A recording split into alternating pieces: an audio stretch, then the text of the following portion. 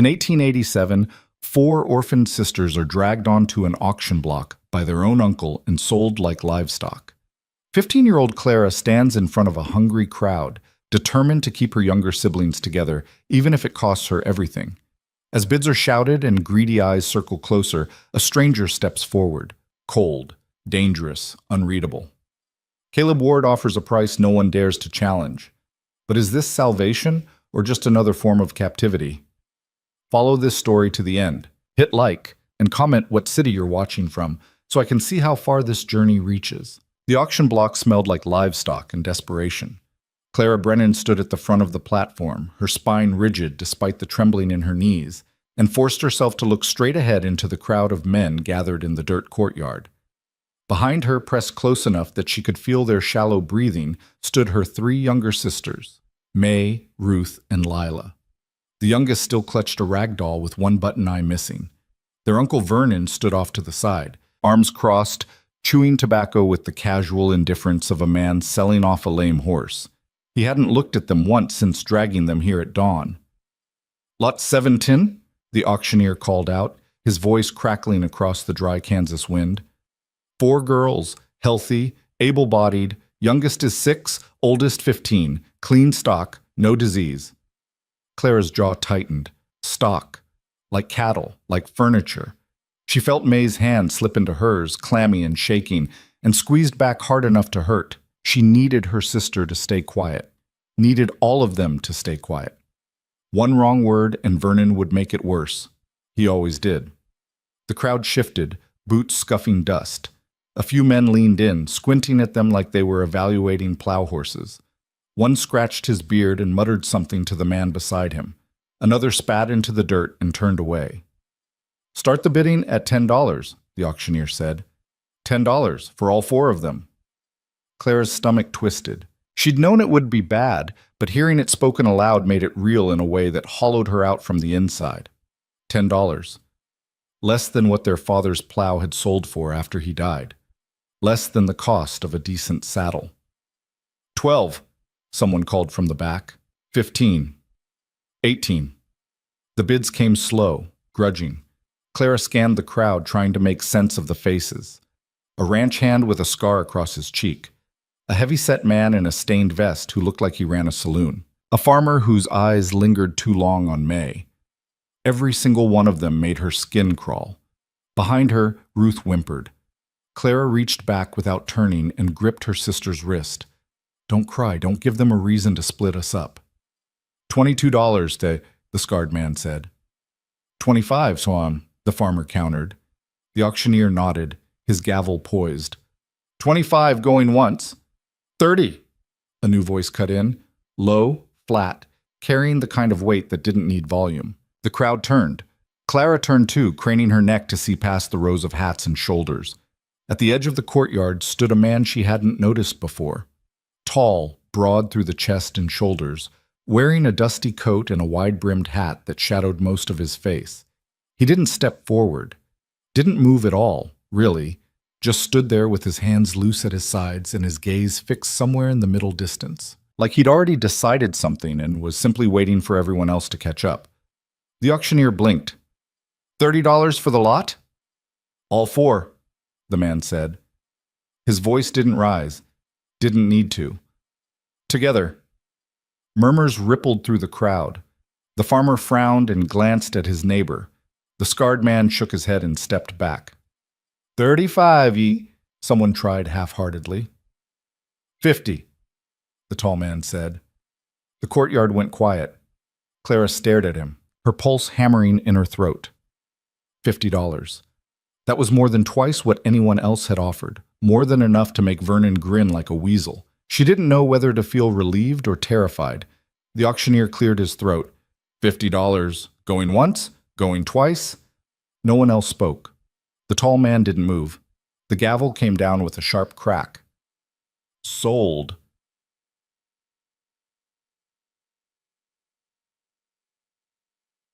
Vernon ambled over to collect his money, whistling under his breath.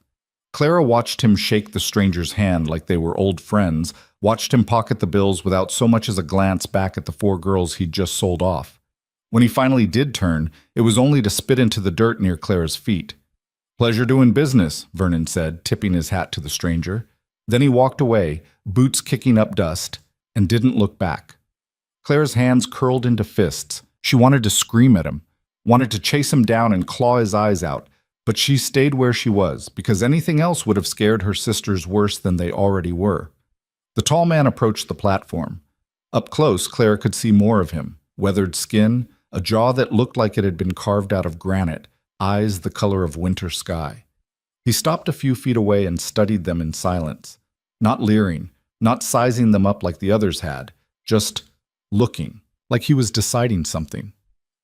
"You're Clara," he said finally. She blinked. "How do you... Your father was James Brennan, worked a homestead 10 miles east of here before the fever took him and your mother." He tilted his head slightly. "That about right?" Clara's throat went dry. "You knew him?" "Knew of him. Heard he had 4 daughters." His gaze shifted to May, Ruth, and Lila, then back to Clara. "Heard your uncle was a bastard." She didn't know what to say to that. It was true, but hearing a stranger say it out loud felt strange, dangerous even. "My name's Caleb Ward," the man continued. "I run a ranch about 20 miles north. You'll be coming with me." It wasn't a question. Clara bristled. "And if we don't want to?" Caleb's expression didn't change. "Then you can walk back to wherever your uncle was keeping you and see how long it takes before he sells you off again, or worse." He gestured toward the dispersing crowd. "Some of these men would have bought you one at a time, split you up. You understand what that means?" Clara's stomach clenched. She understood. She'd been trying not to think about it all morning. "I bought all 4 of you because I'm not interested in separating families," Caleb said. "But I'm not running a charity. You'll work. You'll earn your keep, and you'll follow my rules. That clear?" Clara wanted to argue. Wanted to tell him they didn't need his help, that they could take care of themselves. But the words stuck in her throat because they both knew it was a lie. Without money, without land, without anywhere to go, they were as good as dead. Or worse. "It's clear," she said quietly. Caleb nodded once. "Good. Get your things." "We don't have things," May said, her voice small and hoarse. Caleb looked at her for a long moment, then turned and walked toward a wagon hitched at the edge of the courtyard. "Then get in the wagon." The ride north was silent except for the creak of the wheels and the rhythmic clop of the horses' hooves. Clara sat in the back with her sisters, one arm around Lila, the other braced against the wooden side of the wagon to keep from bouncing too hard on the uneven trail. The prairie stretched out in every direction, flat and endless, broken only by the occasional scrub brush or windmill. Caleb drove without speaking. He didn't look back at them, didn't ask questions or try to make conversation, just kept his eyes on the horizon and his hands steady on the reins. Ruth leaned close to Clara and whispered, "Do you think he's going to hurt us?" "I don't know," Clara whispered back. Honesty felt safer than false comfort. "He doesn't look mean," May offered quietly. "Doesn't look nice either," Ruth muttered. Clara didn't respond. She watched the back of Caleb's head, trying to figure him out. He hadn't smiled once, hadn't raised his voice or made threats. He'd paid $50 for them without hesitation, and that alone made her uneasy. People didn't do things like that for no reason.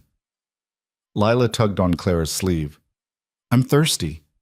"We'll get water when we stop," Clara said, though she had no idea when that would be. Lila's lower lip trembled, but she nodded and tucked herself closer to Clara's side. The rag doll dangled from her other hand, its one-button eye staring blankly at the sky. They rode for what felt like hours. The sun climbed higher, baking the prairie until the air shimmered. Clara's mouth was dry as sand, her legs stiff and aching from the hard wagon bed. She was about to ask Caleb if they could stop when he finally pulled the horses to a halt near a shallow creek lined with cottonwood trees. "Stretch your legs," Caleb said, climbing down from the driver's seat. "Water the horses. Drink if you need to." The sisters scrambled out of the wagon, May and Ruth rushing toward the creek while Lila clung to Clara's hand. Clara led her down to the water's edge and crouched, cupping her hands to drink. The water was cool and tasted faintly of minerals, but it was the best thing she'd felt all day. Lila drank too, dipping her whole face in and coming up sputtering. Clara almost smiled. Almost. Caleb stood near the horses, checking their hooves and adjusting the harnesses. He moved efficiently, methodically, like a man who didn't waste time or motion. Clara watched him from the corner of her eye, still trying to decide whether he was their salvation or just another kind of trap. "You always this quiet?" she called out before she could stop herself. Caleb glanced over his shoulder. "You always this mouthy?" Clara's cheeks flushed. "Just wondering what you're planning to do with us." "Told you already. You'll work. You'll learn. You'll stay out of trouble." He finished with his harness and straightened. "Past that, it's up to you." "Up to us," Clara repeated flatly. "That's what I said. And what happens if we don't work hard enough, or if we break one of your rules?" Caleb's eyes met hers across the space between them, steady and unreadable. "Then we'll deal with it when it happens. I'm not in the habit of explaining myself twice." It wasn't the answer Clara wanted, but it was the only one she was going to get. She turned back to her sisters, helping Lila dry her face with the hem of her dress, while May and Ruth splashed water at each other like nothing had changed, like they hadn't just been sold off an auction block an hour ago. 5 minutes, Caleb said. Then we move. The ranch appeared just as the sun began its descent toward the horizon, casting long shadows across the dusty yard. It wasn't much. A single-story house with a sagging porch, a barn that looked like it had survived a few too many storms, a chicken coop, and a corral with a handful of horses. Everything was functional, but worn, built for survival rather than comfort. Caleb brought the wagon to a stop near the house and climbed down. "Inside, Joe," he said, nodding toward the door. The sisters exchanged glances, then followed him across the yard. The porch boards creaked under their weight. The door opened into a main room that was dim and sparse. Wooden furniture, a stone fireplace, a table with 4 mismatched chairs. It smelled like wood smoke and leather, and something Clara couldn't quite place. Loneliness, maybe. Caleb crossed to the fireplace and crouched to start building a fire. "There's a back room with 2 beds," he said without turning. "You'll share. Blankets are in the trunk. I'll bring in water for washing." "Where do you sleep?" Ruth asked, her voice tentative. "Loft." Caleb struck a match and held it to the kindling. Flames caught and began to spread. "Out of your way." Clara frowned. "You live here alone?" "Did." "What changed?" Caleb stood, brushing his hands off on his trousers. He looked at her for a moment, his expression unreadable. "You did," he said simply. Then he walked past them and out the door, letting it swing shut behind him. The sisters stood in the middle of the room, unsure what to do with themselves. May drifted toward the table and ran her hand along the scarred wood. Ruth peeked into the back room. Lila stayed glued to Clara's side, her doll clutched tight. "I don't like it here," Lila whispered. Clara knelt down and smoothed her sister's tangled hair. "I know, but it's better than where we were." "Is it?" Clara didn't have an answer for that. Not yet. Caleb returned a few minutes later carrying a bucket of water and a bundle of cloth. He set them down near the fireplace and gestured toward the back room. "Clean up. There's soap in the wash basin. Clothes in the trunk might fit well enough until I can get you proper ones." "You're giving us clothes?" May asked, surprised. "Can't have you walking around in rags," Caleb said. "Makes the place look bad." It was such a blunt, practical answer that Clara didn't know whether to be grateful or insulted. She settled for nodding and herding her sisters toward the back room. The space was small but clean, with 2 narrow beds and a wooden trunk pushed against the wall. Clara opened the trunk and found a stack of folded shirts, trousers, and dresses, plain, sturdy, clearly meant for work. She pulled out a few pieces and handed them to May and Ruth. "Change," she said. "Wash first if you can." May wrinkled her nose. "These smell like a barn." "They smell like clean fabric," Clara corrected, "which is more than we've had in weeks." They washed quickly, scrubbing dirt and sweat from their faces and arms, then dressed in the borrowed clothes. Everything was too big, but it was better than the threadbare dresses they'd been wearing. Clara helped Lila into a shirt that hung past her knees, then rolled up the sleeves and tied a belt around her waist to keep it from dragging on the floor. When they emerged, Caleb was at the table ladling stew from a pot into 4 chipped bowls. The smell hit Clara like a punch to the gut. Meat, potatoes, carrots, something rich and savory that made her mouth water. She couldn't remember the last time they'd eaten anything that wasn't scraps or moldy bread. "Sit," Caleb said, not looking up. They sat. Clara watched him warily as he set a bowl in front of each of them, then took the last for himself and leaned against the wall, eating standing up. May picked up her spoon and hesitated. "Is this for us? You see anyone else here?" Caleb said. Ruth didn't wait for further permission. She dug in, shoveling stew into her mouth like she was afraid it would disappear. May followed suit. Lila ate slowly, cautiously, glancing at Clara between bites as if checking for approval. Clara forced herself to eat at a normal pace, even though her stomach was screaming. The stew was good, simple, but hot and filling. Real food. She hadn't realized how much she'd missed it. "Thank you," she said quietly. Caleb grunted. "Don't thank me. You'll work it off starting tomorrow."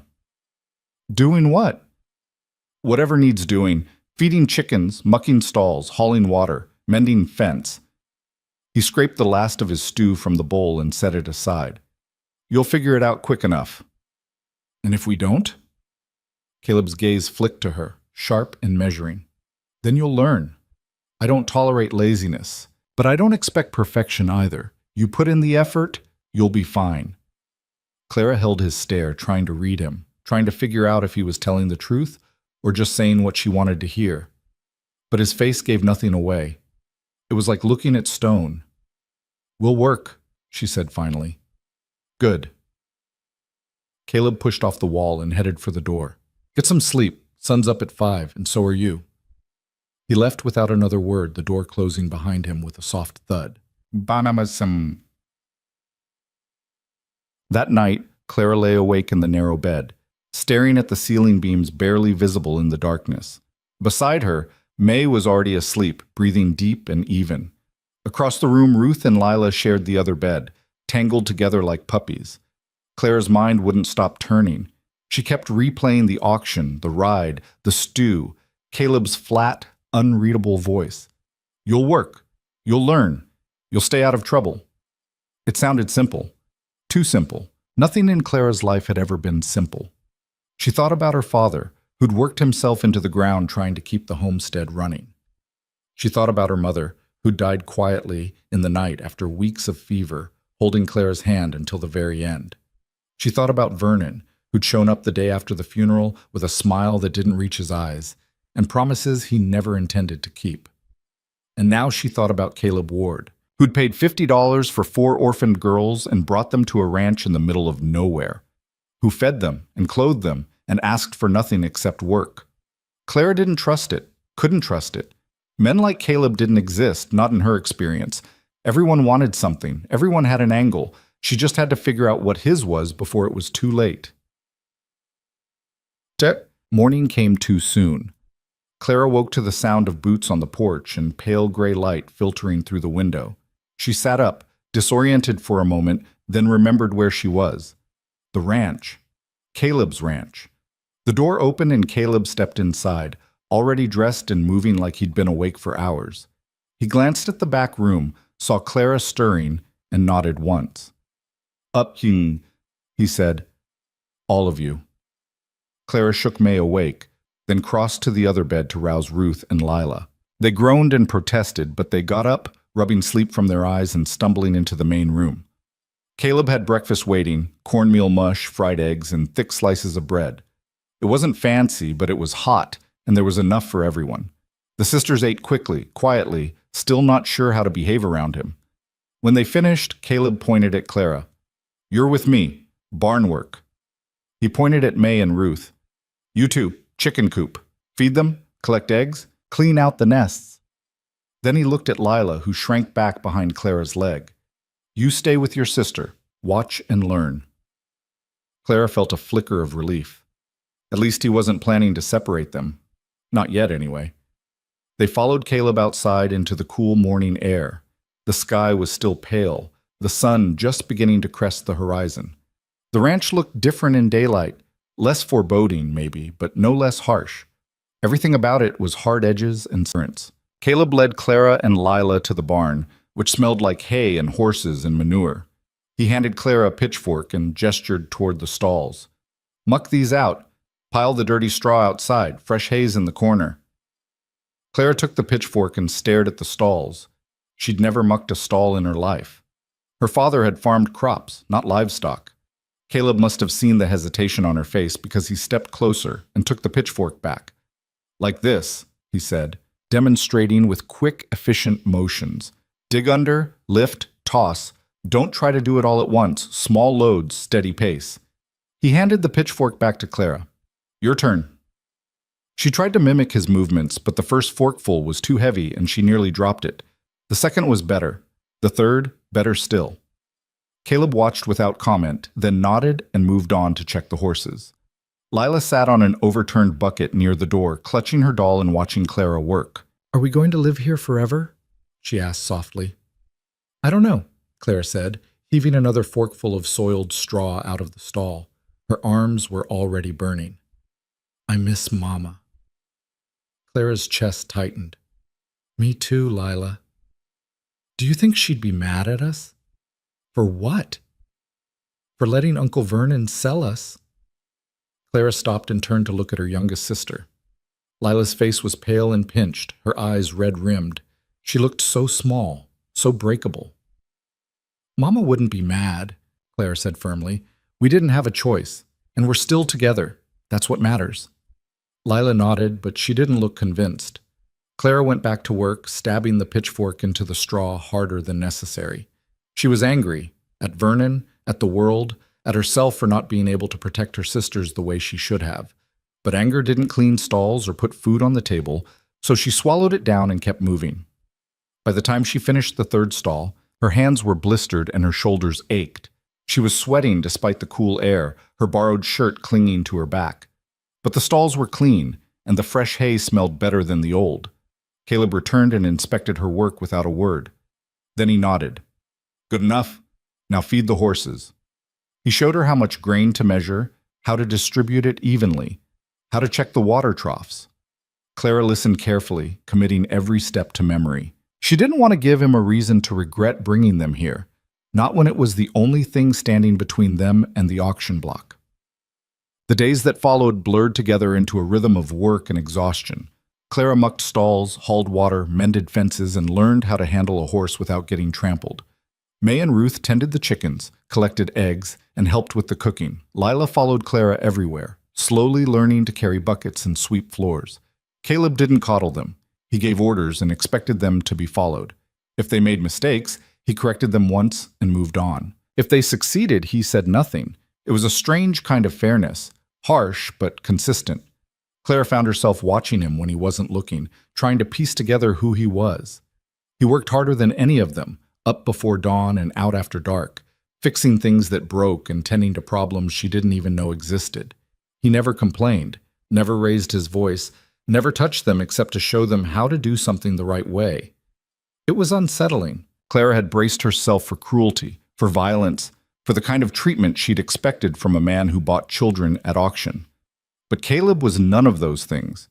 He was just there, steady, immovable, and that somehow scared her more than anything. 2 weeks in, Clara woke in the middle of the night to the sound of voices outside. She sat up, heart pounding, and crept to the window. Through the gap in the curtains, she could see Caleb standing in the yard, talking to a man on horseback. The stranger's voice was low and urgent, but Clara couldn't make out the words. Caleb's posture was tense, his hand resting on the pistol at his hip. He said something sharp, and the stranger shook his head and rode off into the darkness.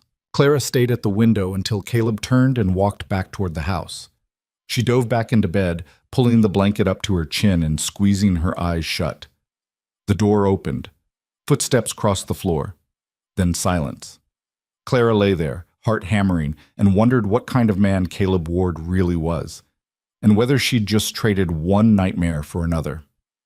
Clara didn't mention the midnight visitor to anyone, not to her sisters, and certainly not to Caleb. She filed it away in the growing list of things she didn't understand about him, right alongside his silence and the way he never seemed to sleep more than a few hours at a time. 3 days later, the same man returned. Clara was hauling water from the well when she spotted him riding up the trail, dust rising behind his horse. He was older than Caleb, maybe 50, with a gray beard and a star pinned to his vest. A lawman. Caleb emerged from the barn before the man even dismounted, wiping his hands on a rag. His expression was flat, unreadable as always. "Sheriff," he said. "Ward." The lawman swung down from his horse and tied the reins to the porch rail. "Got a minute?" "Depends what you want." The sheriff's gaze drifted past Caleb to where Clara stood near the well, then over to May and Ruth, who were hanging laundry on a line strung between two posts. His eyes narrowed slightly. "Heard you bought some girls off Vernon Brennan," the sheriff said. "Heard right." "That's so." The sheriff hooked his thumbs into his belt. "Mind telling me why?" Caleb's jaw tightened, but his voice stayed level. "Didn't realize I needed your permission to conduct business." "You don't. But when a man shows up at an auction and drops $50 on 4 orphans, people talk. And when people talk, I have to listen." The sheriff shifted his weight. "So I'm asking, what's your interest in those girls?" Stomach clenched. She set the bucket down slowly, trying not to draw attention to herself. But she couldn't stop watching, couldn't stop listening. Caleb stepped closer to the sheriff, his posture changing in a way that was subtle but unmistakable. "You know me, Garrett. You know what kind of man I am." "I know what kind of man you were," the sheriff said carefully. "Before. Before doesn't change now." "Doesn't it?" The sheriff glanced toward Clara again. "Vernon Brennan's a piece of trash, but he's still their blood. He could make noise if he wanted to."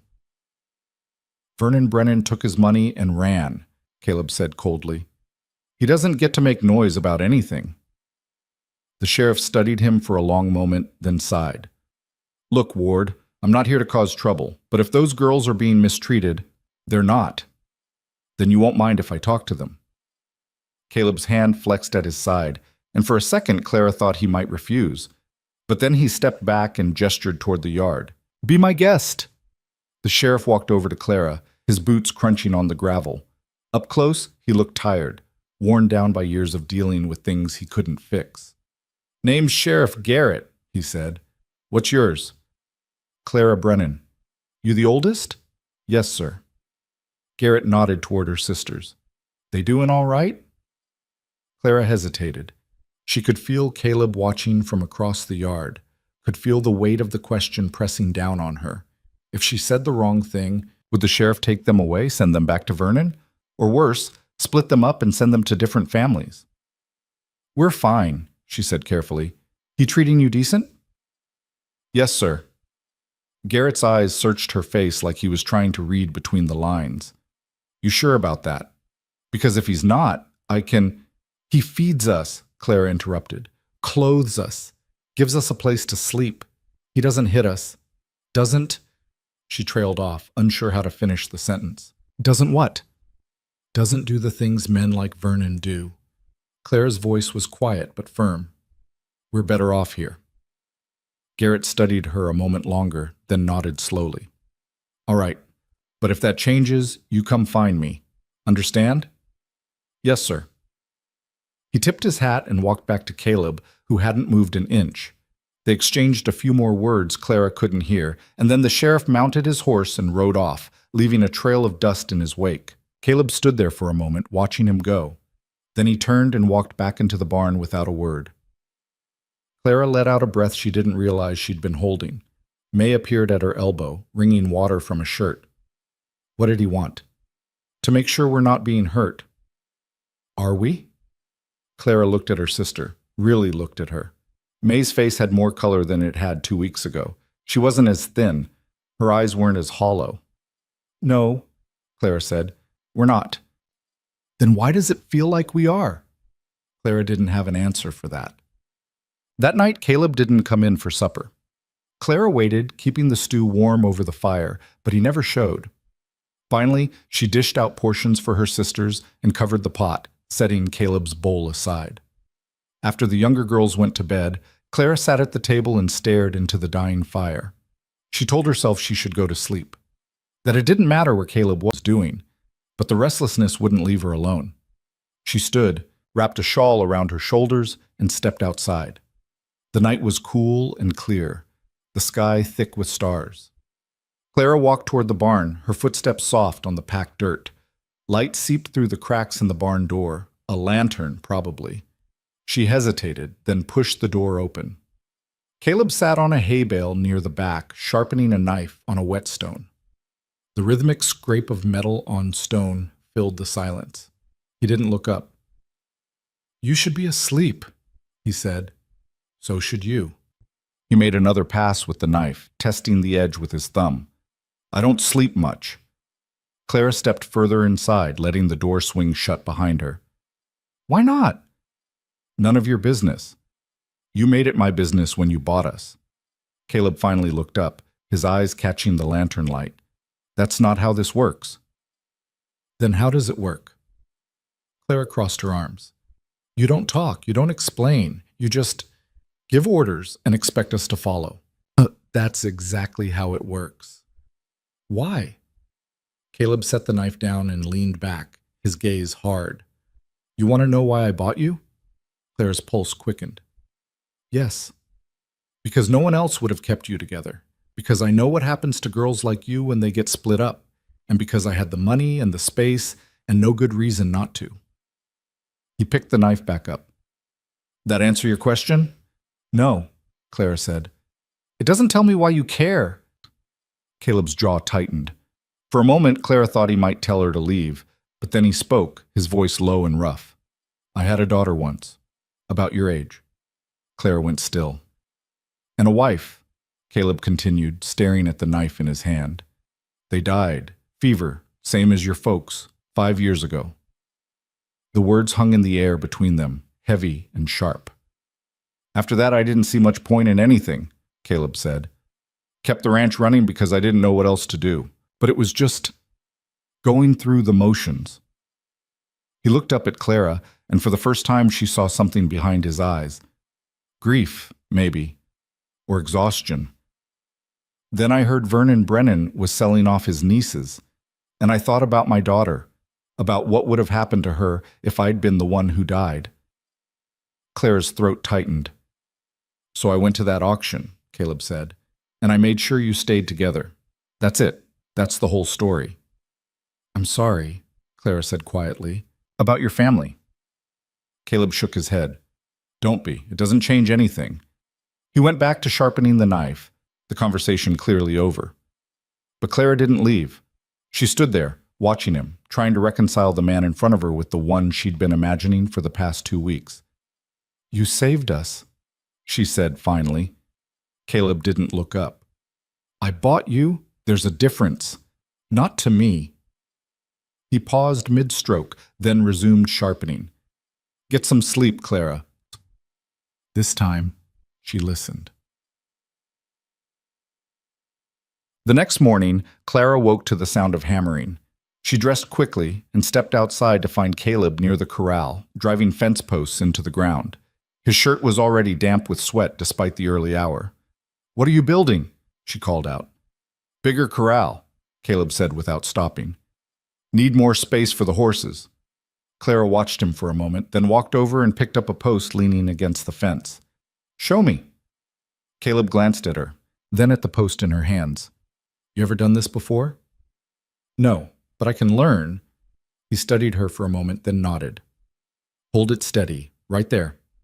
Clara positioned the post where he pointed, bracing it with both hands while Caleb drove it into the ground with a heavy mallet. The impact jarred her arms, but she held firm. "Good," Caleb said. "Next one."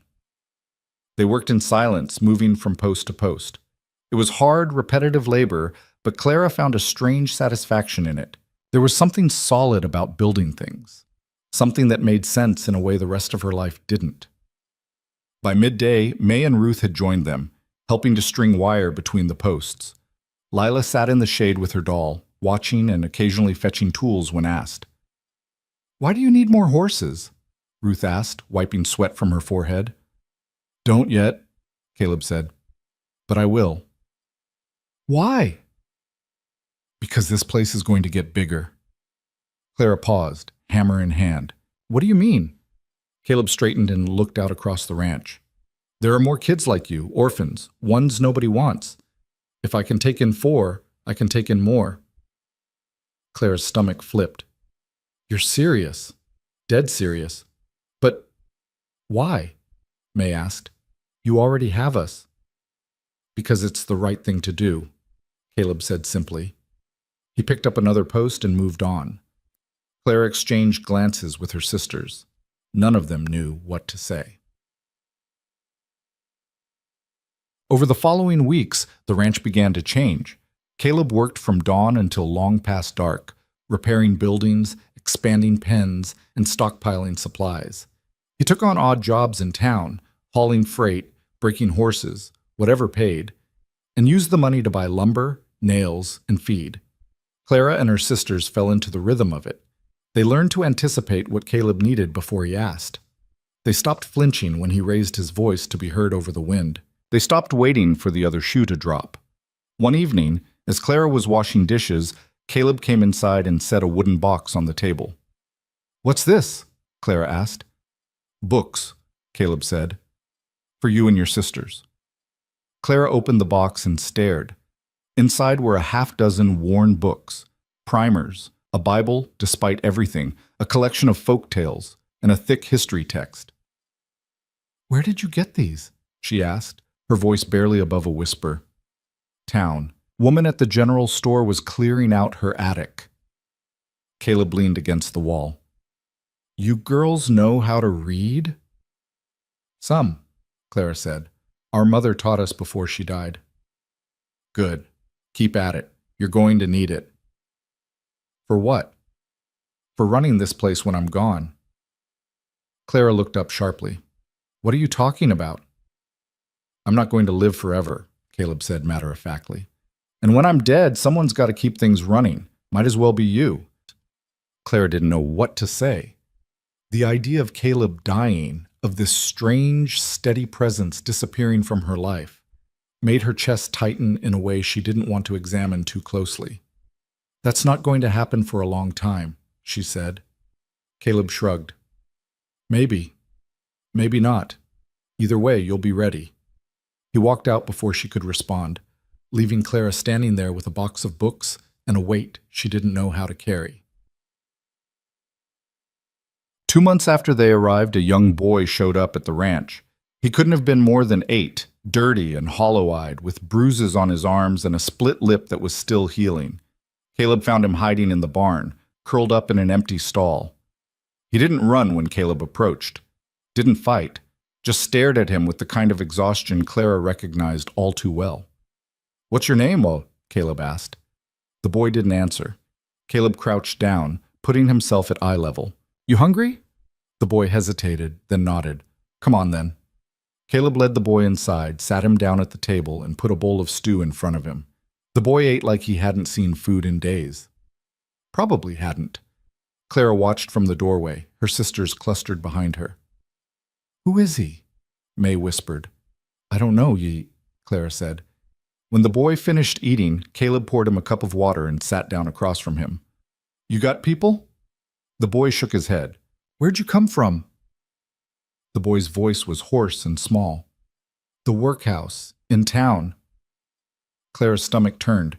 She'd heard stories about the workhouse, a place where orphans and debtors were sent to labor until they paid off whatever the state claimed they owed. It was supposed to be a mercy. In reality, it was a slow death. How'd you get out? Caleb asked. Ran. The boy's eyes darted toward the door, like he expected someone to drag him back any second. They're going to come looking. Let them, Caleb said flatly. The boy blinked. You're not going to send me back? No. Why not? Caleb leaned back in his chair. Because I don't send kids back to places that hurt them. You can stay here if you want. Work, same as the girls. Earn your keep. The boy stared at him, disbelief and hope warring on his face. You mean it? I don't say things I don't mean. The boy's lower lip trembled, and for a moment Clara thought he might cry, but he just nodded, gripping the edge of the table like it was the only solid thing in the world. "What's your name?" Caleb asked again. "Thomas," the boy whispered. "Tommy." "All right, Tommy. Welcome to the ranch." Tommy settled in quickly, sleeping in the loft with Caleb and working alongside Clara in the barn. He didn't talk much, but he was quick and willing, always the first to volunteer for the hardest jobs. Clara found herself watching him the way she used to watch Lila, protective, worried, always waiting for something to go wrong. But Tommy thrived under Caleb's steady hand. He filled out, his bruises faded, and the hollow look in his eyes began to soften. One afternoon, while Clara and Tommy were mucking stalls, he stopped and looked at her. "You think he's going to keep us?" Tommy asked. "What do you mean?" "I mean, what if he changes his mind? What if he decides we're too much trouble?" Clara leaned on her pitchfork. "He won't." "How do you know?"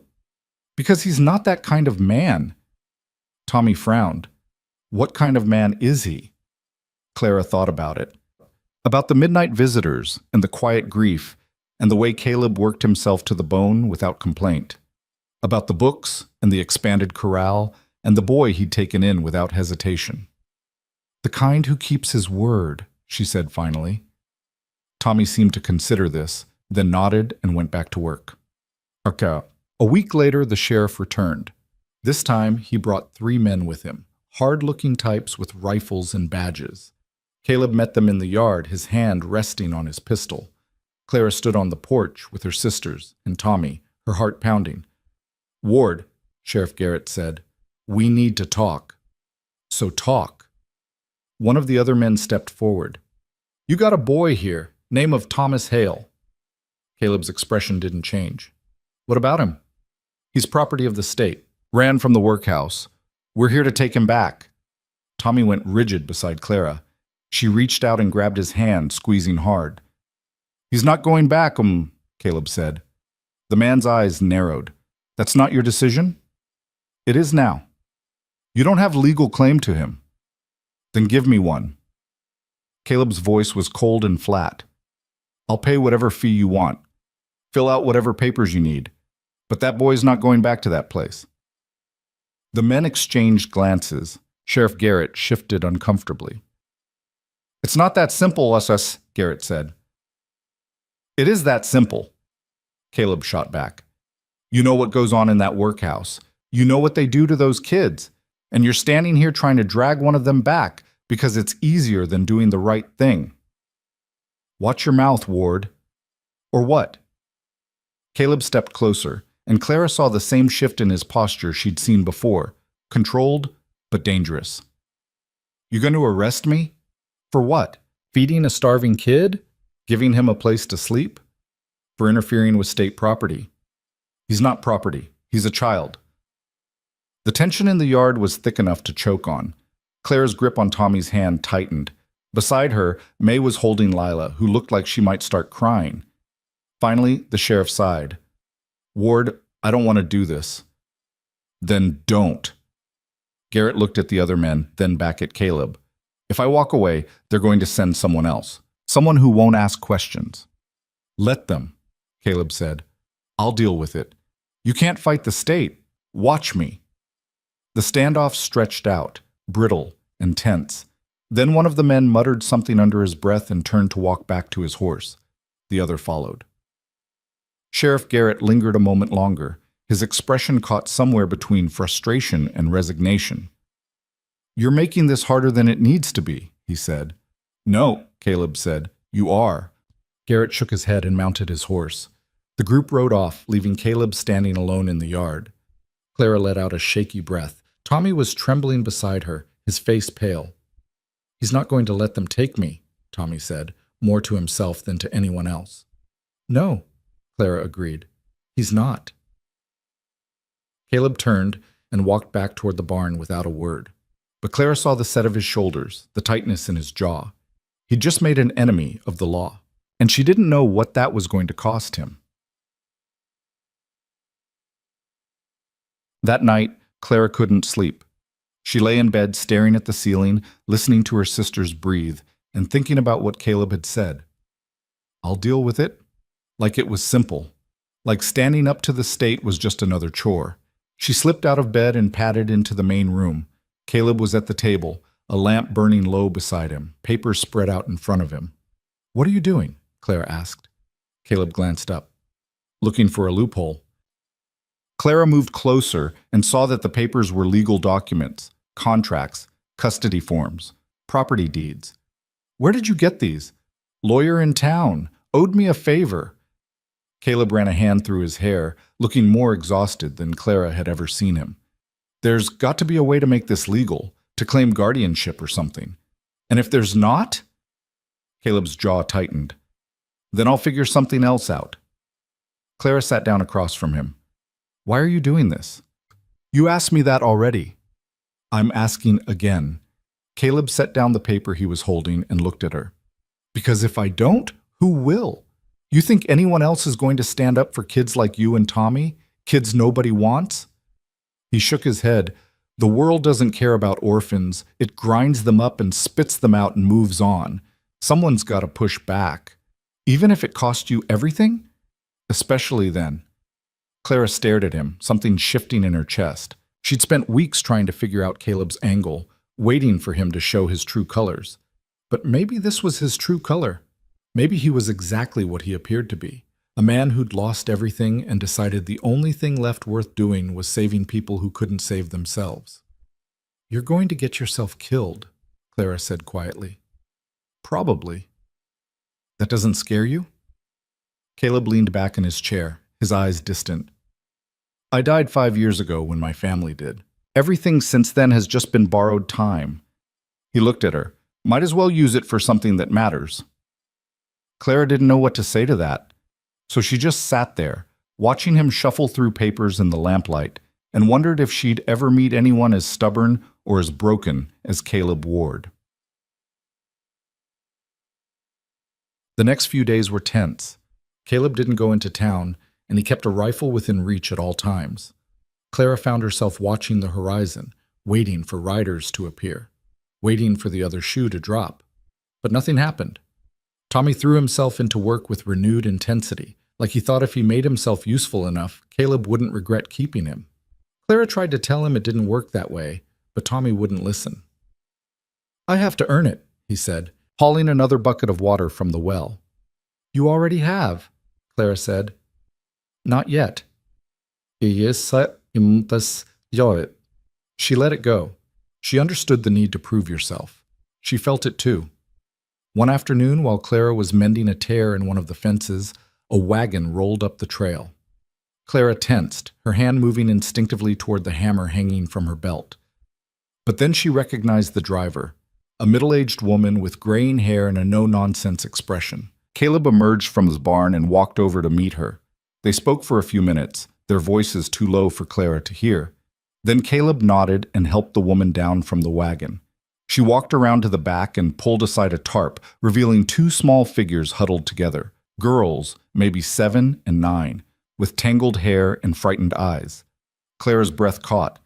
Caleb reached into the wagon and lifted the younger girl out, setting her on the ground gently. The older girl climbed down on her own, sticking close to her sister. The woman said something to Caleb, handed him a folded piece of paper, and climbed back onto the wagon. She drove off without another word. Caleb stood there holding the paper, looking down at the two new girls. Then he glanced at Clara. Get them inside, he said. Feed them. Clean them up. Clara nodded and hurried over. The girls flinched when she approached, but Clara crouched down and kept her voice soft. It's all right, she said. You're safe now. The younger girl started crying. The older one wrapped an arm around her and stared at Clara with hollow, mistrustful eyes. Clara understood that look. She'd worn it herself not so long ago. Come on, she said gently. Let's get you warm. She led them inside where May and Ruth were already heating water and pulling out clean clothes. Lila peeked out from behind the table, clutching her doll. The new girls stood in the middle of the room, trembling and uncertain. Clara knelt in front of them and met the older girl's eyes. What are your names? She asked. The girl hesitated. I'm Emma. This is my sister Jane. I'm Clara. These are my sisters, May, Ruth, and Lila. And that's Tommy. She gestured toward the boy who was hovering near the door watching. "You're going to stay here with us. It's hard work, but it's better than wherever you came from." Emma's eyes tears. "You promise?" Clara thought about everything she'd learned in the past 2 months, about Caleb's grief and stubbornness and the way he'd stood up to the law for a boy he barely knew, about the books and the expanded corral and the quiet, relentless determination to build something that mattered. "I promise," Clara said. That night, after the new girls were asleep, Clara found Caleb outside, sitting on the porch steps and staring at the stars. She sat down beside him. "Where did they come from?" "Woman runs a boarding house in town," Caleb said. "Found them wandering the streets. Parents dead. No other family. She couldn't keep them, so she brought them here." "How did she know about us?" "Word gets around, Clara absorbed that. "There are going to be more, aren't there?" "Probably. Can we handle it?" Caleb glanced at her. "We'll have to." Clara looked out across the ranch at the expanded corral, the repaired barn, the garden they'd started planting, at the place that had gone from strange and frightening to something that almost felt like home. "We're going to need more beds," she said. "I know." "And more food." "I know." "And more hands to help with the work." Caleb nodded. "That's why I'm counting on you." Clara turned to look at him. "Me? You're the oldest. The others look up to you. If this is going to work, I need you to lead them." "I'm 15, Clara said. "I don't know how to lead anyone." "You've been doing it since the day you stepped on that auction block," Caleb said. "You just didn't realize it." Clara's throat tightened. She thought about standing on that platform, holding May's hand and trying not to break, about the terror and the helplessness and the desperate need to keep her sisters together. She hadn't felt like a leader then. She'd felt like a girl drowning in a river she couldn't escape. But maybe Caleb was right. Maybe leadership wasn't about feeling ready. Maybe it was just about doing what needed to be done, even when you were scared out of your mind. "All right," Clara said quietly. "I'll try. That's all I'm asking." They sat in silence for a while, watching the stars wheel overhead.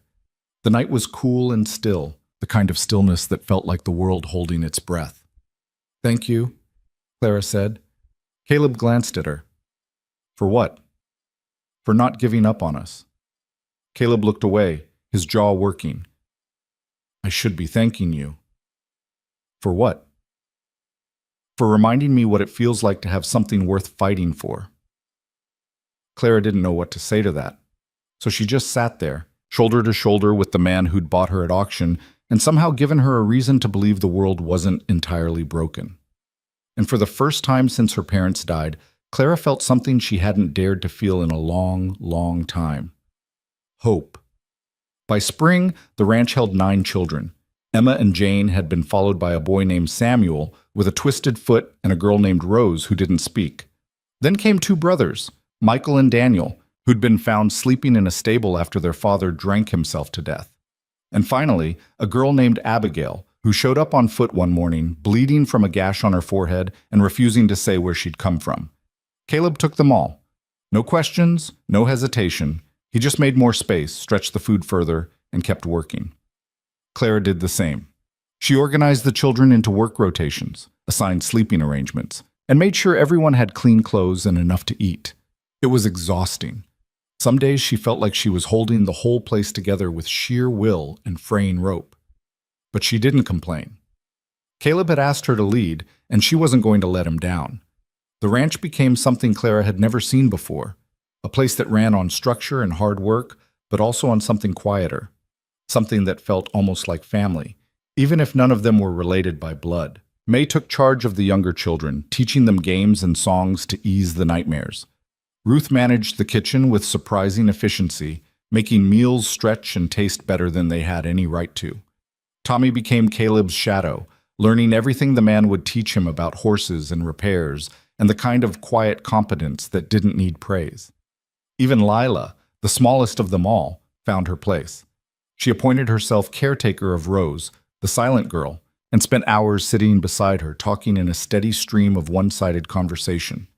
Slowly, painfully, Rose began to respond, first with nods, then gestures, then finally a whispered word that made Lila cry with happiness.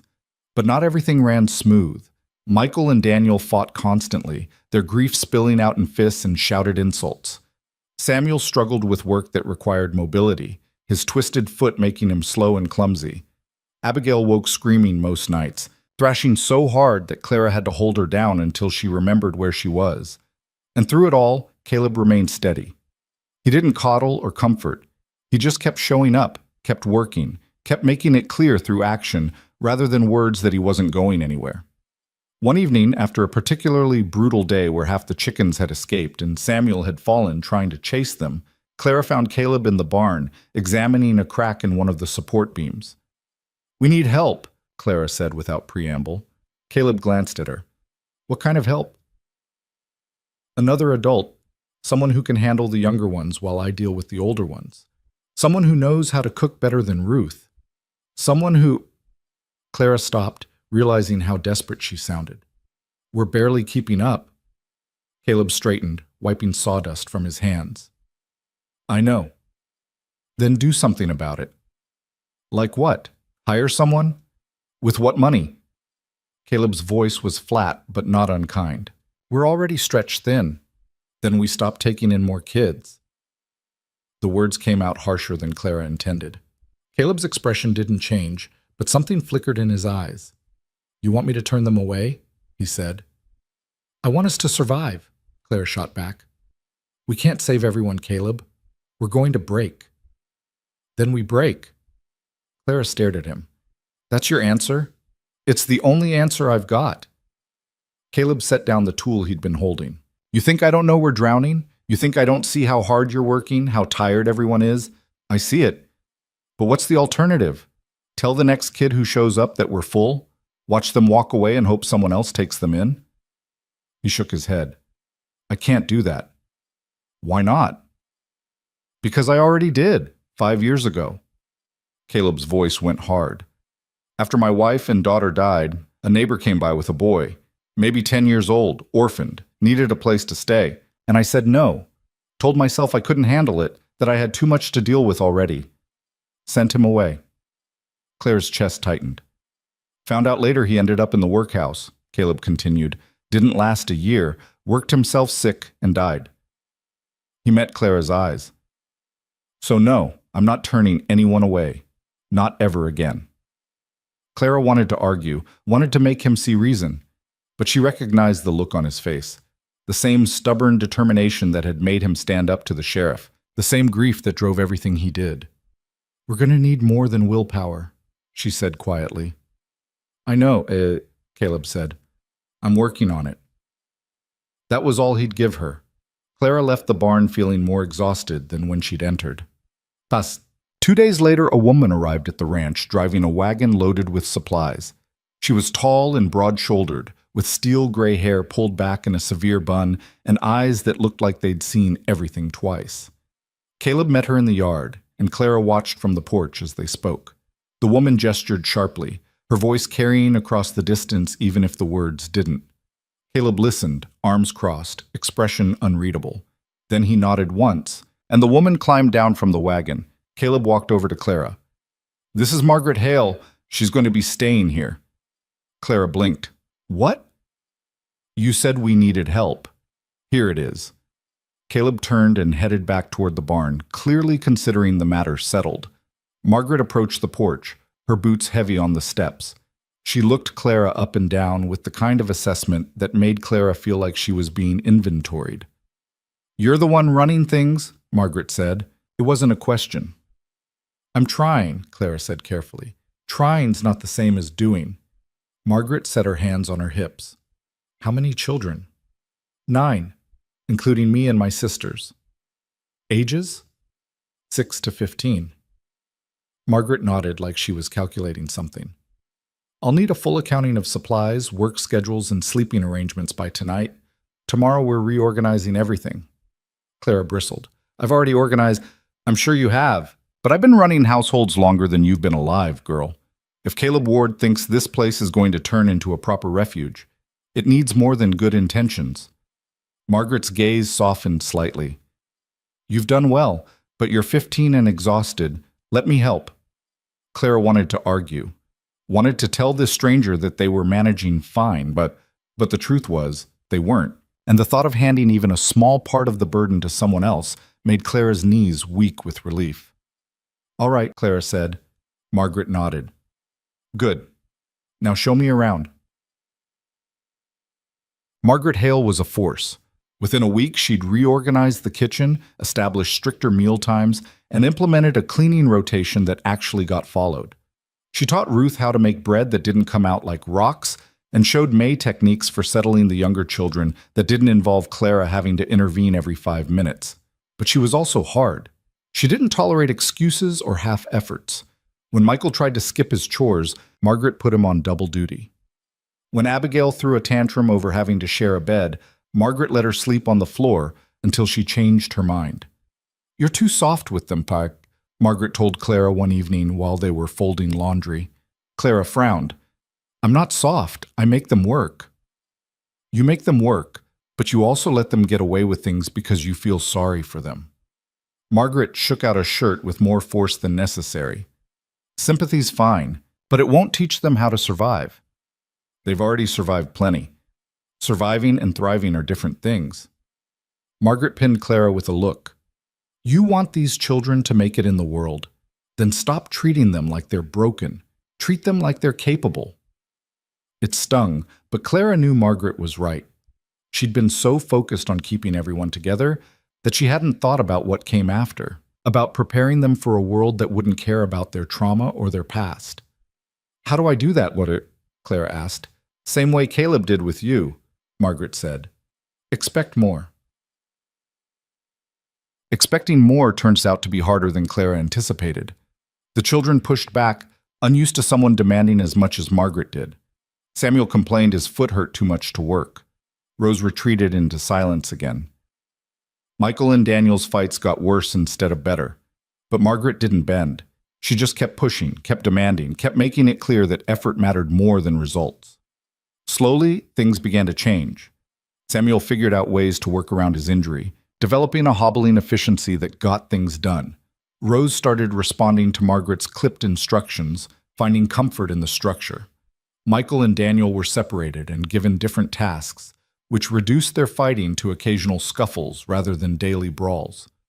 Clara watched it happen with a mix of admiration and resentment. Part of her was grateful for Margaret's help. Another part resented how easily the older woman had stepped in and fixed things Clara had been struggling with for months. One afternoon, while Clara was hauling water, Margaret fell into step beside her. "You're angry with me," Margaret said. Clara nearly dropped the bucket. "I'm not. Don't lie. It's beneath you." Margaret took the bucket from Clara's hands and carried it herself. "You think I came in and made you look incompetent?" Clara's face flushed. "I don't. It's all right to feel that way. You've been holding this place together through sheer determination, and now someone's telling you it wasn't enough. That's hard to swallow." Clara stopped walking. "Then why are you saying it?" "Because it's true, and because you're smart enough to learn from it." Margaret set the bucket down and turned to face Clara. "You did an incredible job keeping these children alive and fed. But alive and fed isn't the same as prepared. That's not a failure on your part. You're 15 and you did what you could, but now you have help. Use it." Clara swallowed hard. "I don't want to let Caleb down. You're not letting anyone down. You're growing up. There's a difference." Margaret picked up the bucket again. "Come on, we've got work to do." Spring turned into summer, and the ranch continued to grow. Not in children, Caleb held firm at 9, recognizing their limits, but in structure and capability. Margaret's influence turned the place from a collection of traumatized kids barely scraping by into something that resembled an actual functioning household. Routines became rituals. Meals happened at set times. Chores were divided fairly. Arguments were settled quickly and without violence. It wasn't perfect. Nothing involving 9 damaged children ever could be. But it was better, stronger. Clara found herself with more time to think, and with thinking came questions about what they were building, about whether it would last, about what happened to children like them when they grew up and had nowhere else to go. She brought these questions to Caleb one evening while they were repairing a section of fence. "What happens when we're too old to stay here, Saul?" Clara asked. Caleb drove a nail into wood with 3 precise strikes. What do you mean? I'm 15, May's 12. Eventually we're going to be adults, then what? Then you decide what you want to do. And if we want to stay? Caleb glanced at her. Then you stay. As what? Workers? As partners. Caleb set down his hammer. This place isn't mine, Clara. It's ours. All of us. You think I could run it without you? Without Margaret or Tommy or any of the others? He shook his head. I'm just the one who started it, but it belongs to everyone who helps build it. Clara absorbed that. You're serious. Always am. So what are we building exactly? Caleb was quiet for a moment, looking out across the ranch. Something different, a place where kids like you don't have to be afraid, where they can learn and work and become whoever they're supposed to be. He picked up his hammer again. A refuge. That's a big word. It's a big idea. Caleb started on another nail.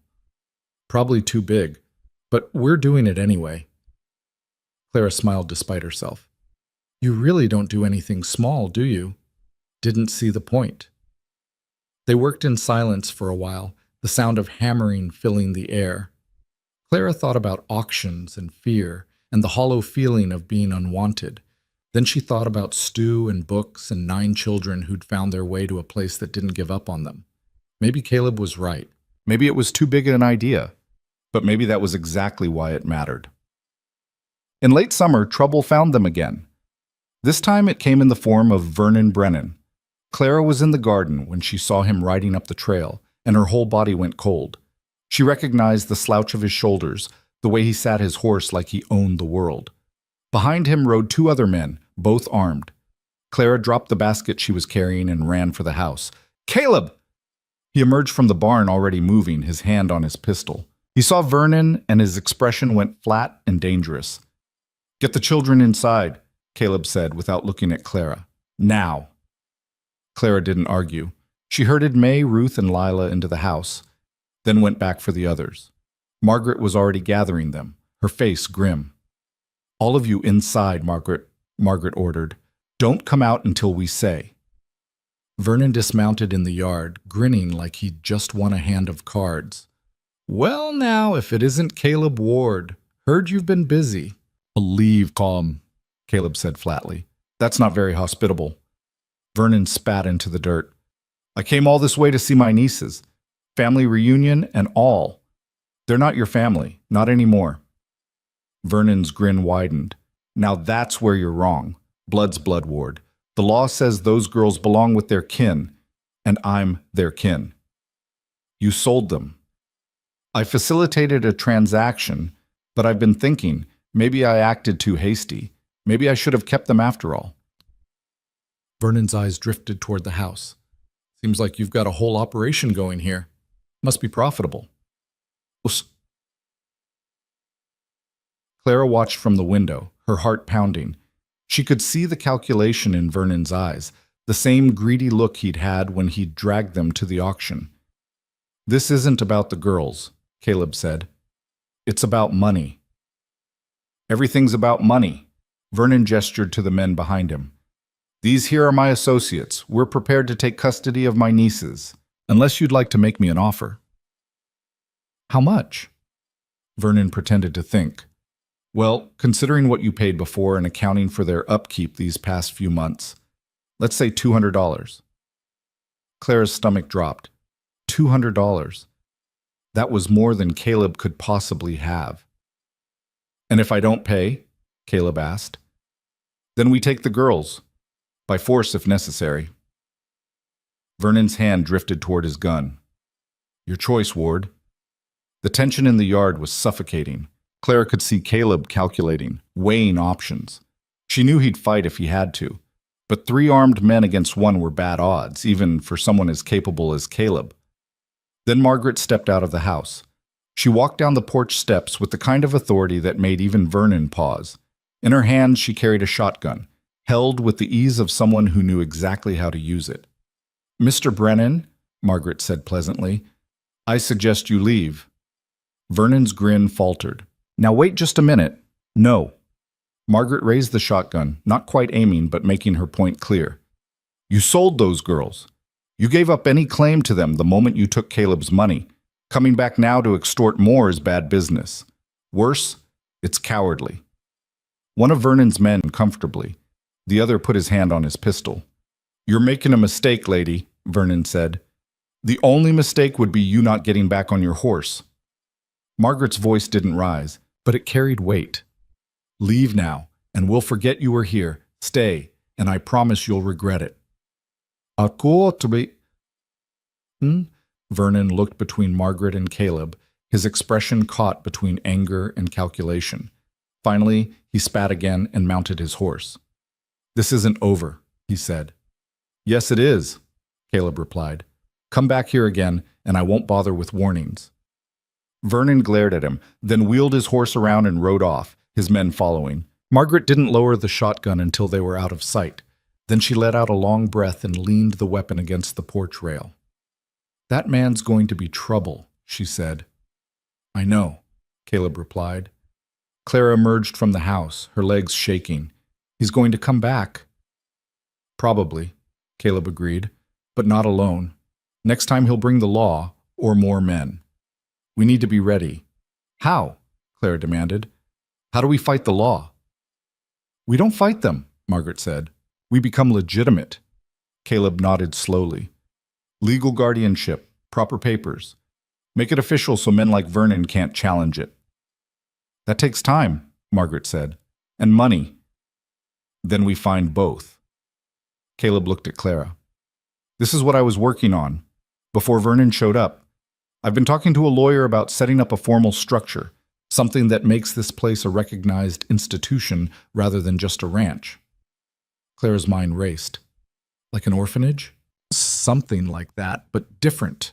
A place with legal standing, where children have rights and protections. Caleb's jaw tightened. It won't be easy. The state doesn't like giving up control, but it's the only way to make sure Vernon or anyone like him can't take you away. Clara thought about the auction block, about standing there while men bid on her and her sisters like livestock, about the terror of being separated, of losing the only family she had left. Then we do it, Clara said. Whatever it takes.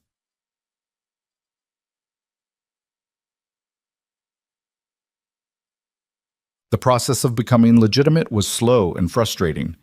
Caleb spent weeks in town, meeting with lawyers and filing paperwork. Margaret organized their records, documenting every child's arrival and circumstances. Clara helped where she could, writing out testimonials and keeping detailed logs of their daily operations. The cost was staggering. Legal fees, filing expenses, inspections. It all added up faster than they could earn it. Caleb took on every job he could find, working himself past exhaustion. Margaret sold her wagon and donated the money. Clara and the older children did odd jobs for neighbors, earning pennies that slowly accumulated into dollars. It still wasn't enough. One night, Clara found Caleb at the table, papers spread out in front of him, his face haggard. We're short, he said without looking up, by almost $100. Clara's heart sank. What do we do? I don't know. Caleb rubbed his face. I've borrowed all I can, sold everything that's not essential. There's nothing left. Clara stared at the papers, her mind working. Then she thought of something. The land. Caleb looked up sharply. What? We're not using all of it. The eastern section, there's nothing there but grass and rocks. What if we sold part of it? That land's the buffer. If we sell it, we're right up against other properties. No room to expand. We don't need to expand right now. We need to survive. Clara leaned forward. Sell what we don't need today to protect what we do. Caleb was quiet for a long time. Then he nodded slowly. It could work, if I can find a buyer. You will, Clara said with more confidence than she felt.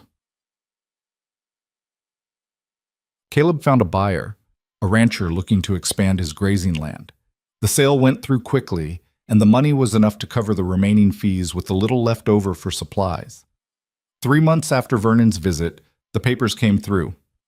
The Ward Refuge for Displaced Children was officially recognized by the state of Kansas, with Caleb Ward listed as director and Clara Brennan as assistant director. Margaret was registered as head matron. Every child was documented with official guardianship papers, making it illegal for anyone to remove them without cause. The day the papers arrived, Caleb gathered everyone in the main room and explained what it meant.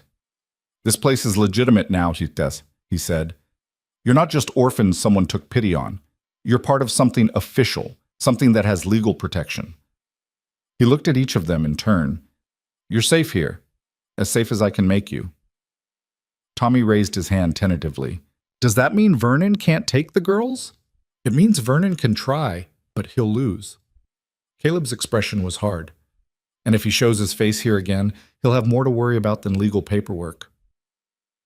Clara felt something release in her chest, a tension she'd been carrying since the auction block. They weren't completely safe. Nowhere was completely safe. But they were protected, recognized, real. That night, Clara sat on the porch steps and looked out at the ranch. The buildings were still weathered, the land still harsh, but lights glowed in the windows, and she could hear voices inside, May singing, Ruth laughing, Margaret giving instructions. It wasn't much, but it was theirs. "You did good," Caleb said, sitting down beside her. "We did good," Clara corrected. Caleb nodded. They sat in silence, watching the stars emerge. "What happens now, Clara asked. "Now we keep going, keep building." Caleb leaned back against the post. "The hard part's just starting. Official recognition means inspections, regulations, people watching to make sure we're doing things right. We're going to have to prove this works." "It already works." "Then we prove it to everyone else." Clara thought about that, about the weight of expectations and the scrutiny that came with legitimacy. Part of her missed the early days when it was just them against the world, no one watching or judging, but only a small part. "We can do it," Clara said. I know we can," Caleb replied. "Question is whether we should." Clara looked at him. "What do you mean?" "I mean, this is bigger than just us now. If we succeed, other people might try the same thing, build their own refuges, help their own kids." Caleb's voice was quiet. "But if we fail, we prove the state right, that orphans should stay in workhouses and on auction blocks, that people like me shouldn't be trusted with them." "We're not going to fail." "You don't know that." "Yes, I do." Clara met his eyes, "because failure isn't an option, not for any of us." Caleb held her gaze for a long moment. Then he nodded, something like pride flickering across his face. "All right then," he said. "Let's make sure the world knows what we're capable of." The first inspection came 6 weeks after they received official recognition. A man from the state arrived in a pressed suit and polished shoes, carrying a leather folder and an expression that suggested he'd already decided they were failing before he stepped foot on the property. His name was Howard Finch, and he made it clear within the first 5 minutes that he considered the Ward Refuge an experiment destined to collapse. "Let's start with accommodations," Finch said, pulling out a pencil. "How many children per room?" "4 in the main room, 5 in the addition we built," Margaret answered. She'd insisted on handling the inspection herself, keeping Caleb and Clara out of sight. "Each child has their own bed and storage." Finch peered into the sleeping quarters, his nose wrinkling slightly. "Cramped." "Functional," Margaret corrected. "And the washing facilities?" "Basin and pump outside. We heat water for baths twice weekly." Finch made a note. "That's insufficient for proper hygiene. It's what we can manage with current resources." The inspection continued like that for 2 hours. Finch finding fault, Margaret defending their choices with the patience of someone who'd dealt with difficult men her entire life. Clara watched from the porch, her nails digging into her palms. "He's going to shut us down," May whispered beside her. "No, he's not," Clara said, though she wasn't sure she believed it.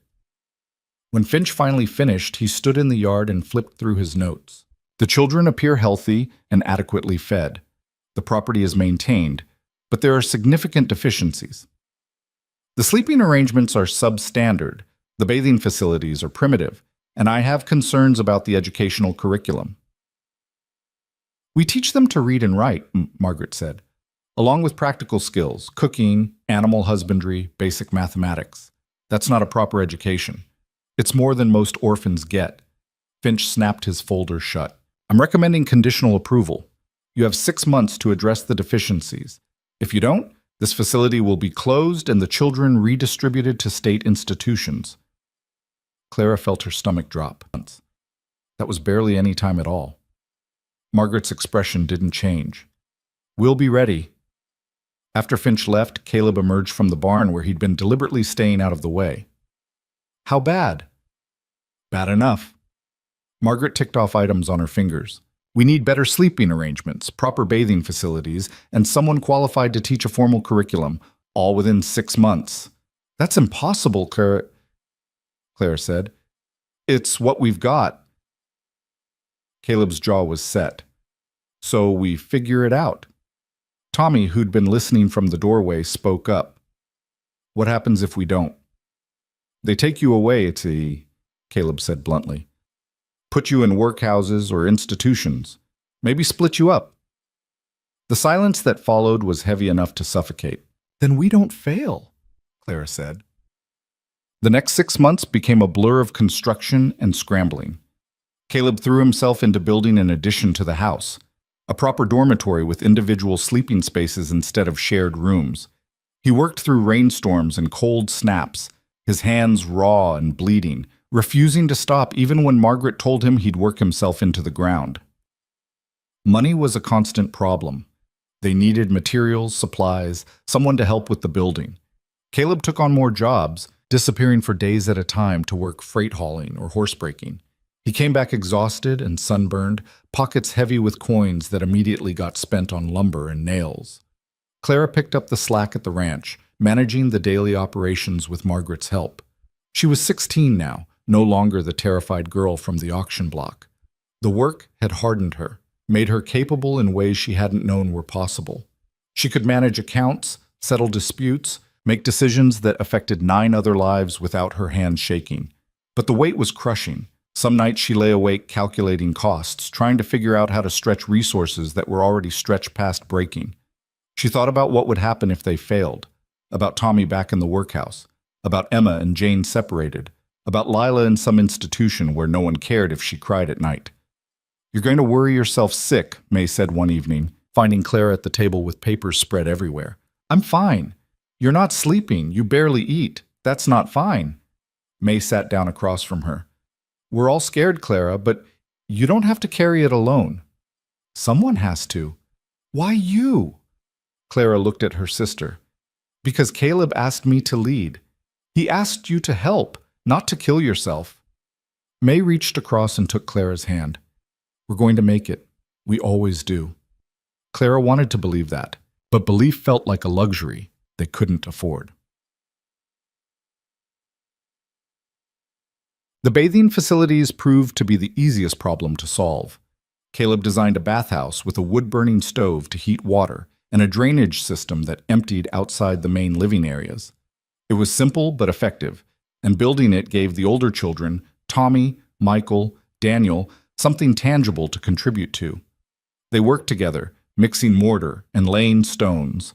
And somewhere in the process, the constant fighting between Michael and Daniel eased, not disappeared, but softened into something that looked almost like partnership. You think it'll be enough? Michael asked one afternoon while they were fitting the stovepipe. Has to be, Tommy said. What if it's not? Tommy drove a nail with more force than necessary. Then we fight harder. Michael glanced at him. You really think Caleb would fight the state for us? He already has, multiple times. But what if they don't give him a choice? Tommy set down his hammer and looked Michael in the eye. Then we give them hell. All of us. Clara, overhearing from where she was hauling water, felt something fierce and protective surge in her chest. These kids had been broken when they arrived, scared and damaged and barely holding together. But they were different now, stronger. They'd found something worth fighting for, and that changed everything. The education requirement was harder. They needed someone qualified to teach a proper curriculum, reading, writing, arithmetic, history. Someone the state would approve. But teachers cost money they didn't have, and most wouldn't want to work at a place like this anyway. Margaret suggested they contact churches or charitable organizations, But Caleb shut that down immediately. "We're not taking charity with strings attached," he said. "Last thing we need is someone trying to convert the kids or pushing an agenda." "Then what do you suggest?" Margaret asked, her patience wearing thin. "I'll figure something out." "You can't solve everything alone, Caleb. Watch me." They argued more frequently now, the stress fraying tempers. Margaret thought Caleb was being stubborn to the point of self-destruction.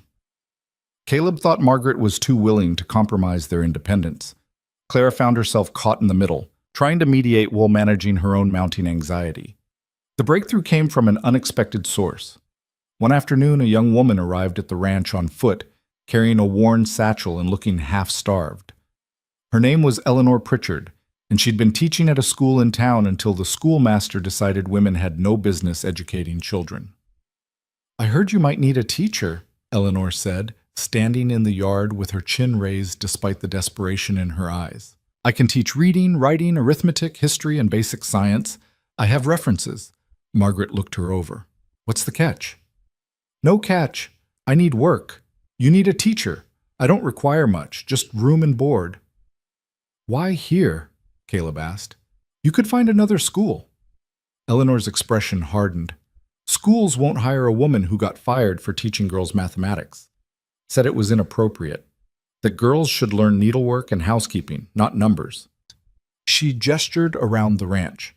"You're building something different here. I'd like to be part of it." Caleb and Margaret exchanged glances. Then Caleb nodded. "You can stay, but the work's hard and the kids are difficult. You'll earn that room and board." "I wouldn't expect anything less." Eleanor moved into a corner of the barn that Caleb converted into a small room, and within a week she'd established a formal schooling schedule. Mornings were dedicated to academics, reading, writing, arithmetic. Afternoons remained focused on practical work. It wasn't perfect, but it was structured and legitimate enough to satisfy the state's requirements. Clara found herself studying alongside the younger children, filling gaps in her own education. Eleanor noticed and started assigning her additional readings, pushing her harder than the others. "You're clever," Eleanor said one afternoon while reviewing Clara's work. "You could do more than manage a ranch." Clara looked up from the book she'd been reading. "Like what?" "University, a profession, teaching, maybe, or law." Eleanor tapped the page. "You have a mind for it." The idea was so foreign that Clara almost laughed. "Girls like me don't go to university." "Girls like you didn't run refuges either, but here you are." Eleanor's expression was serious.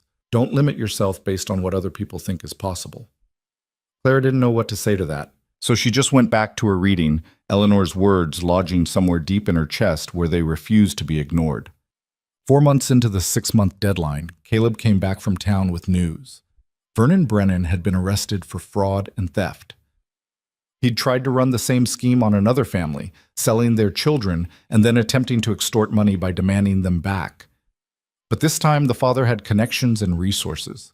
Vernon was in jail awaiting trial. "He's not getting out," Sheriff Garrett told Caleb at the general store, loud enough that several people overheard. "Judge is throwing the book at him." The news spread through the ranch like wildfire. Clara felt a weight lift that she hadn't realized she'd been carrying. Vernon had been a shadow hanging over everything, a constant threat that he might return.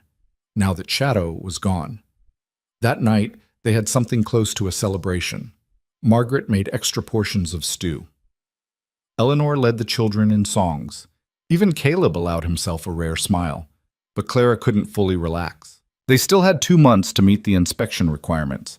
The dormitory was finished but needed furnishing. The bathhouse was functional but rough around the edges, and they were still scraping by on resources that never stretched far enough. "One problem at a time," Margaret told her, seeing the worry on Clara's face. "Vernon's gone. That's enough for tonight." Clara nodded, but sleep didn't come easily. Maitin. The second inspection arrived exactly 6 months after the first. Howard Finch returned with the same pressed suit and the same critical eye. But this time Clara thought she detected something different in his expression. Not warmth exactly, but maybe a grudging respect.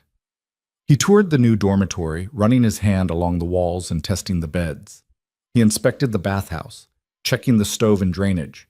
He observed Eleanor's classroom, watching the children recite lessons and demonstrate their arithmetic.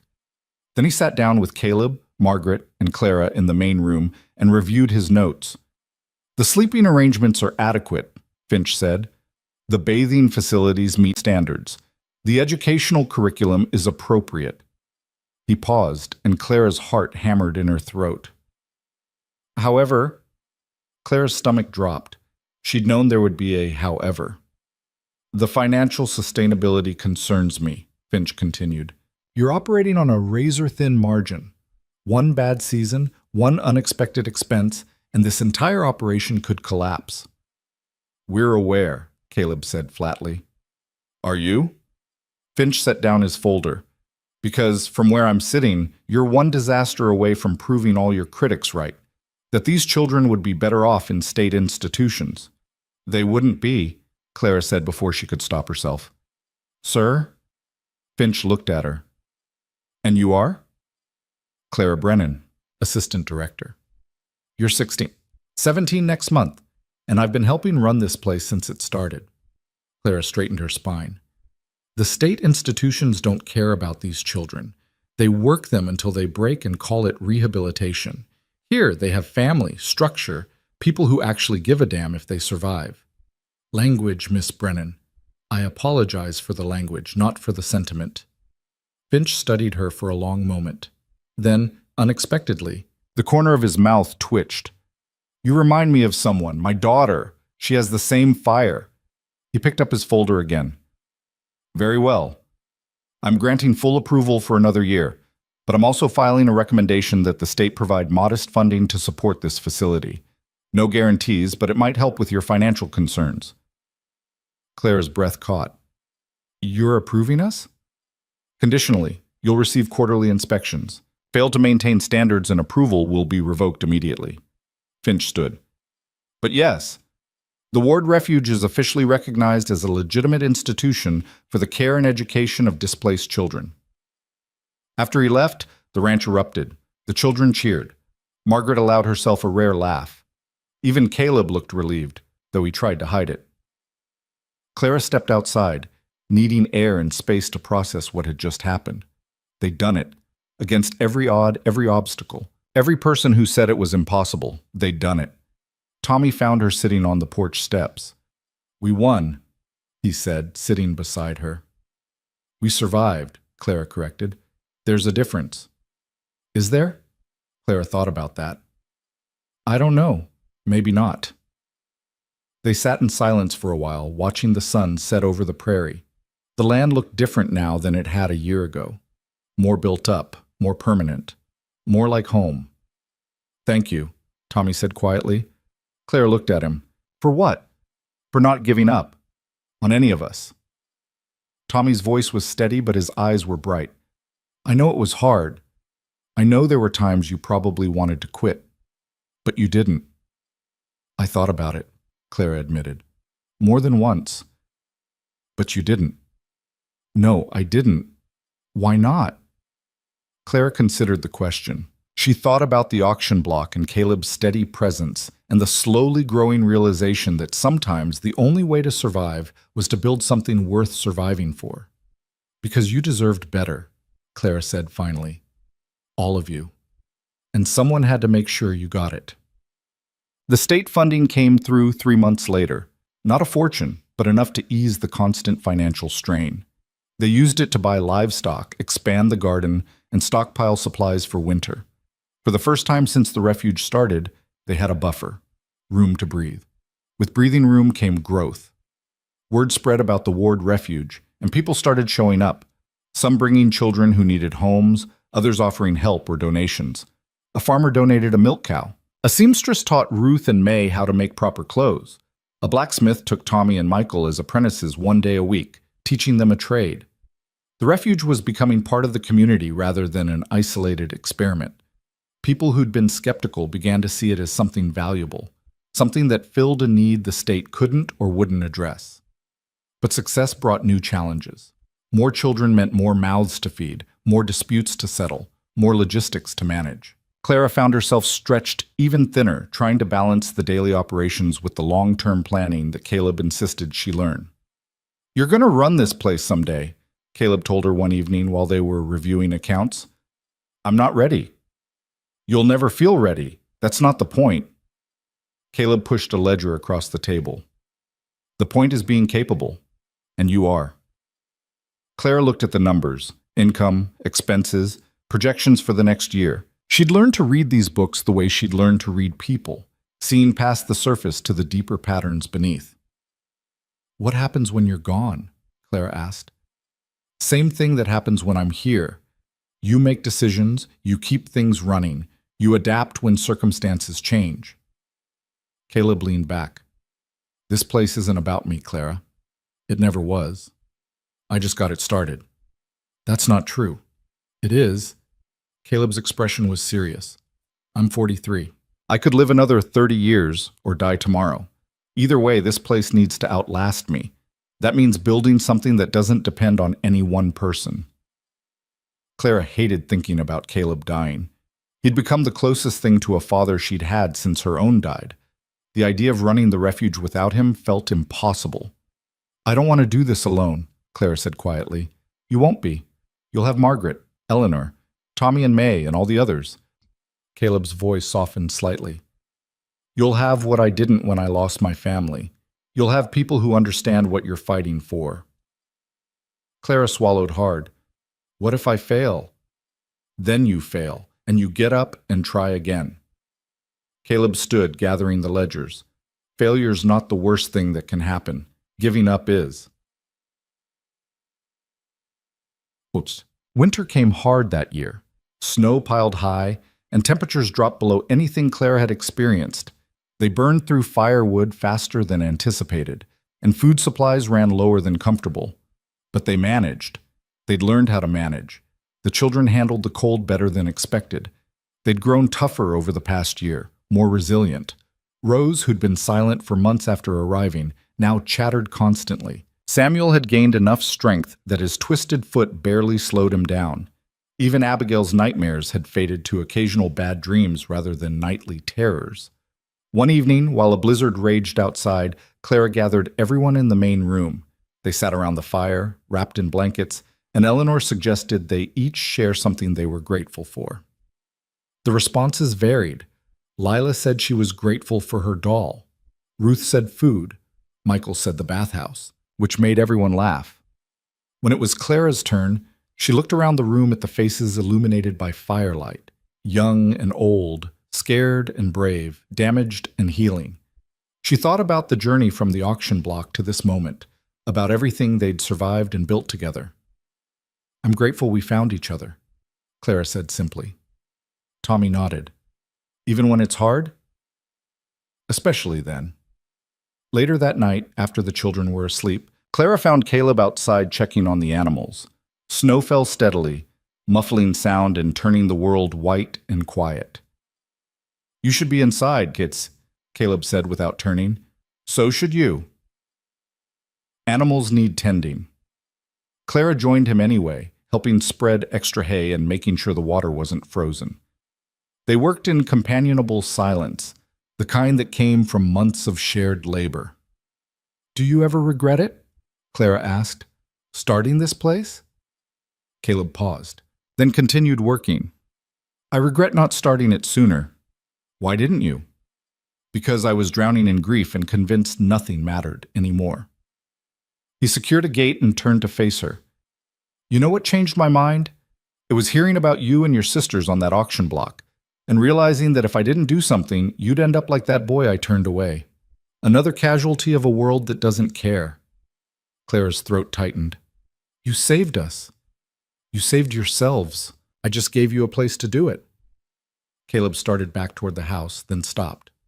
"Clara, when I'm gone, and I will be eventually, I need you to promise me something." "What?"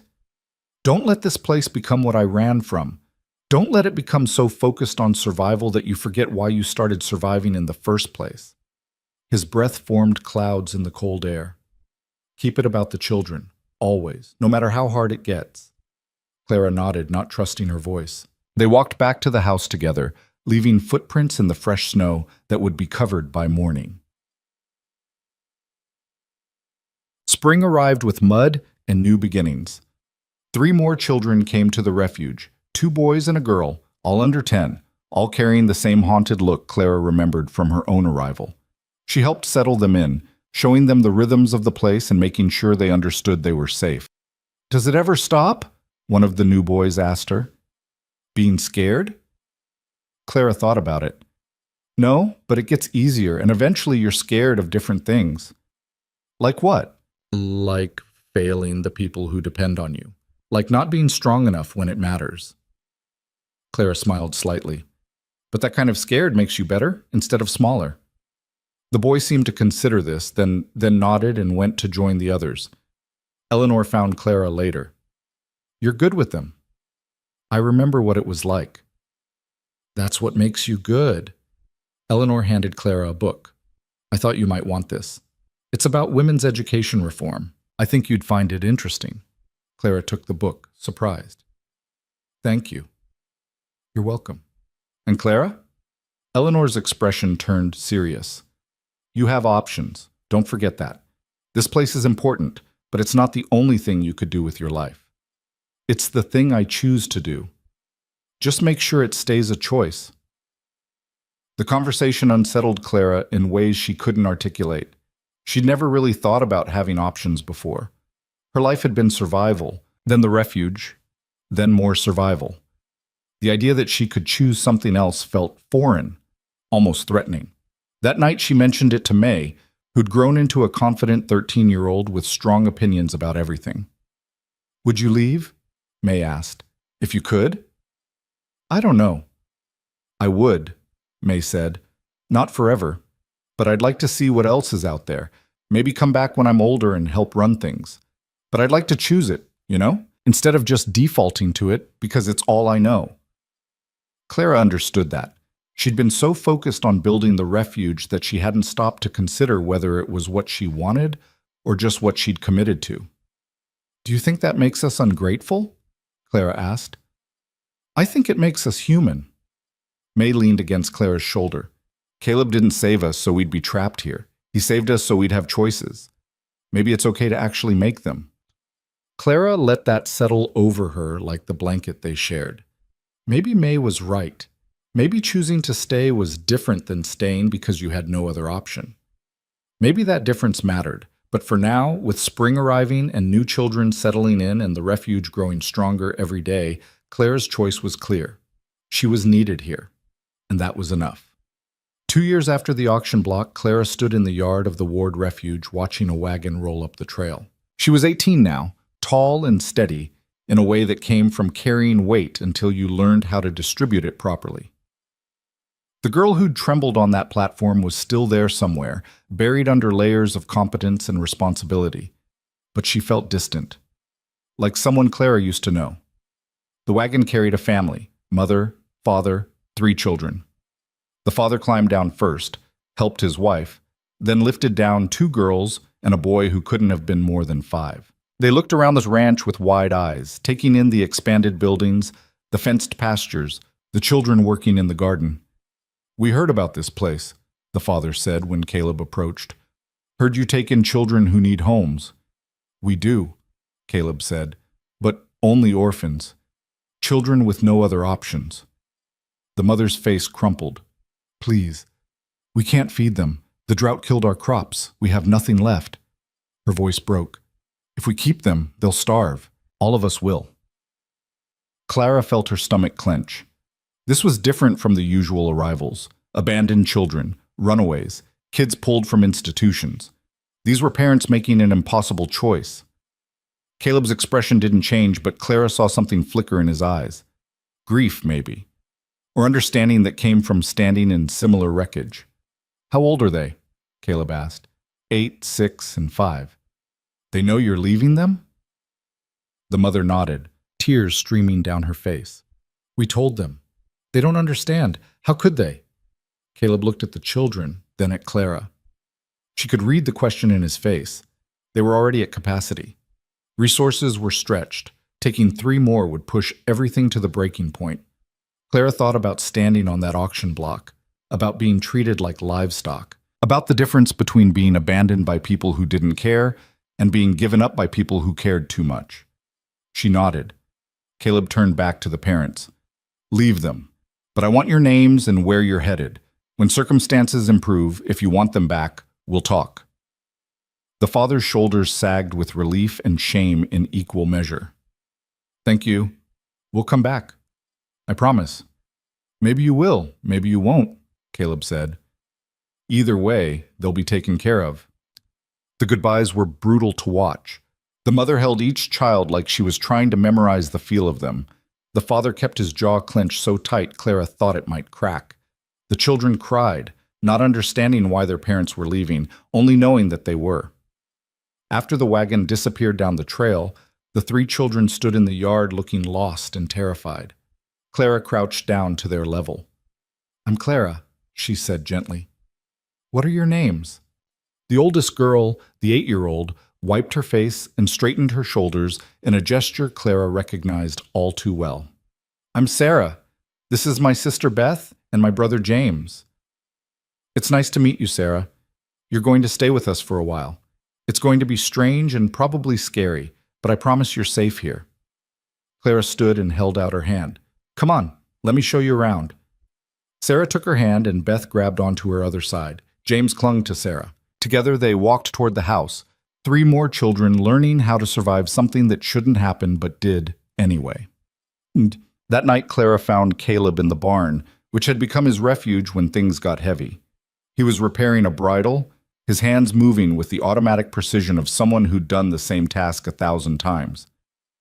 We can't keep doing this, Clara said. Caleb didn't look up. Doing what? Taking in every child that shows up. We're going to break. We've been going to break since the beginning. Haven't yet.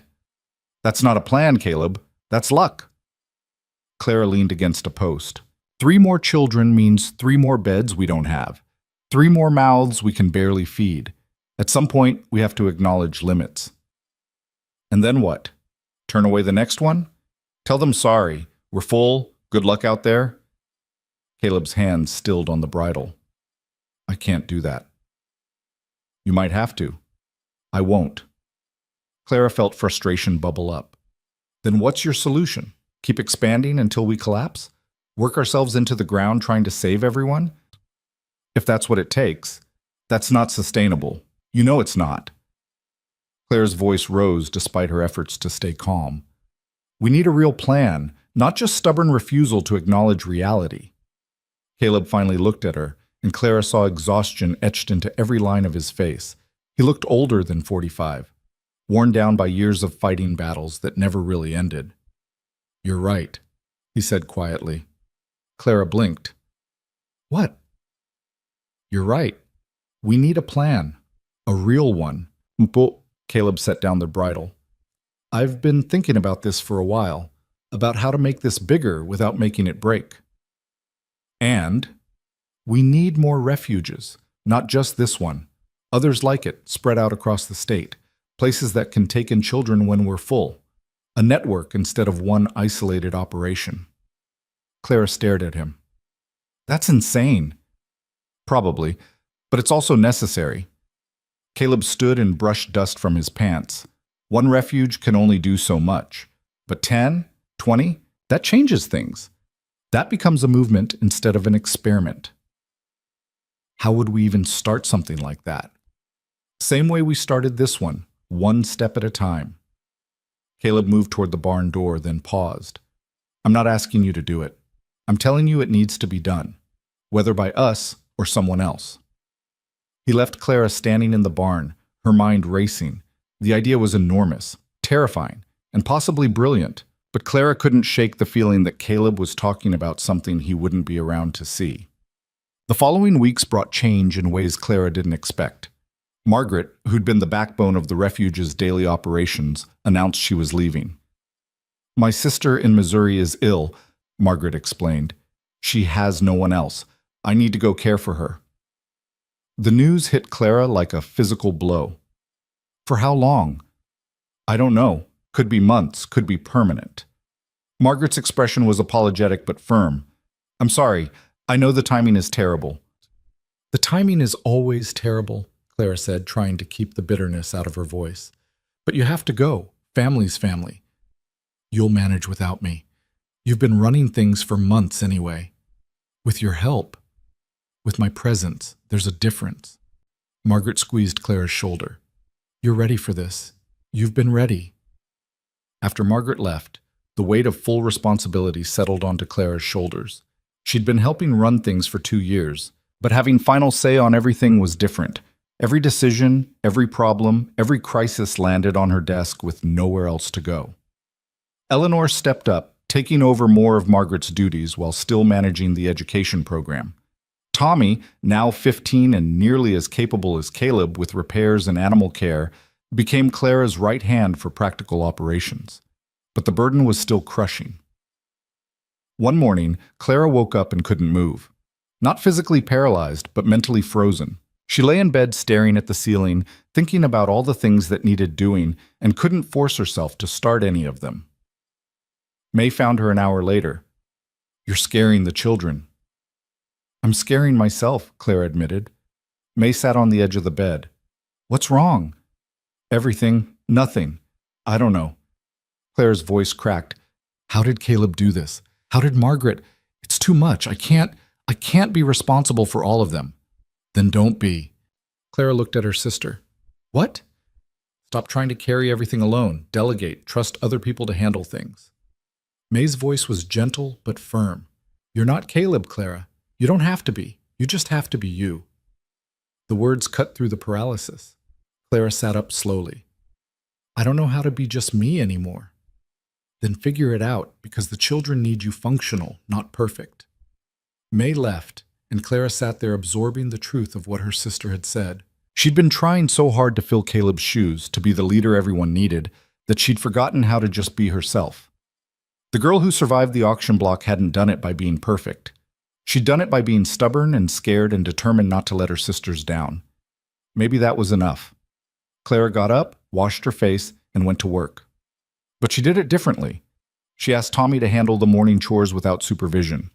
She let Ruth plan meals for the week. She trusted Eleanor to manage discipline issues with the younger children. And slowly, the crushing weight began to distribute itself across shoulders that were willing to help carry it. Summer brought visitors. Howard Finch returned for his quarterly inspection, but this time he brought 2 other men, one from the state legislature, another from a charitable foundation. Mr. Ward, Finch said, shaking Caleb's hand, these gentlemen wanted to see your operation firsthand. They're considering funding proposals for similar institutions.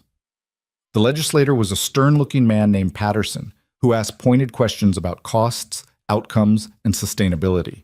The foundation representative, Mr. Whitmore, seemed more interested in the children themselves, watching how they interacted and worked together. Clara gave them the tour, explaining their structure and methods with the confidence she'd had to build piece by piece over 2 years. She showed them the dormitory, the bathhouse, the classroom, the gardens. She introduced them to children who'd arrived broken and were slowly becoming whole. How do you measure success? Patterson asked. Clara thought about that. We don't. Not in ways you can put in a report, anyway. We measure it in nightmares that stop happening, in children who learn to trust again, in futures that wouldn't have existed otherwise. That's not very quantifiable. No, but it's honest. Whitmore smiled slightly. I like her. After they left, Caleb pulled Clara aside. You did well. They're going to want numbers, proof that this works. Then we give them numbers. Caleb's expression was thoughtful. 15 children housed, all fed, clothed, educated. 0 returned to state institutions. 3 placed with families. 2 learning trades. That's proof. You think it'll be enough? It'll have to be. 3 weeks later, word came that the foundation was approving funding for 3 new refuges, 1 north, 1 south, 1 west. Caleb would oversee their establishment, providing guidance and structure based on what they'd built. The night they received the news, Clara found Caleb on the porch, staring out at the prairie. He looked tired, but satisfied. Like a man who'd accomplished something worth the cost. You did it, Clara said, sitting beside him.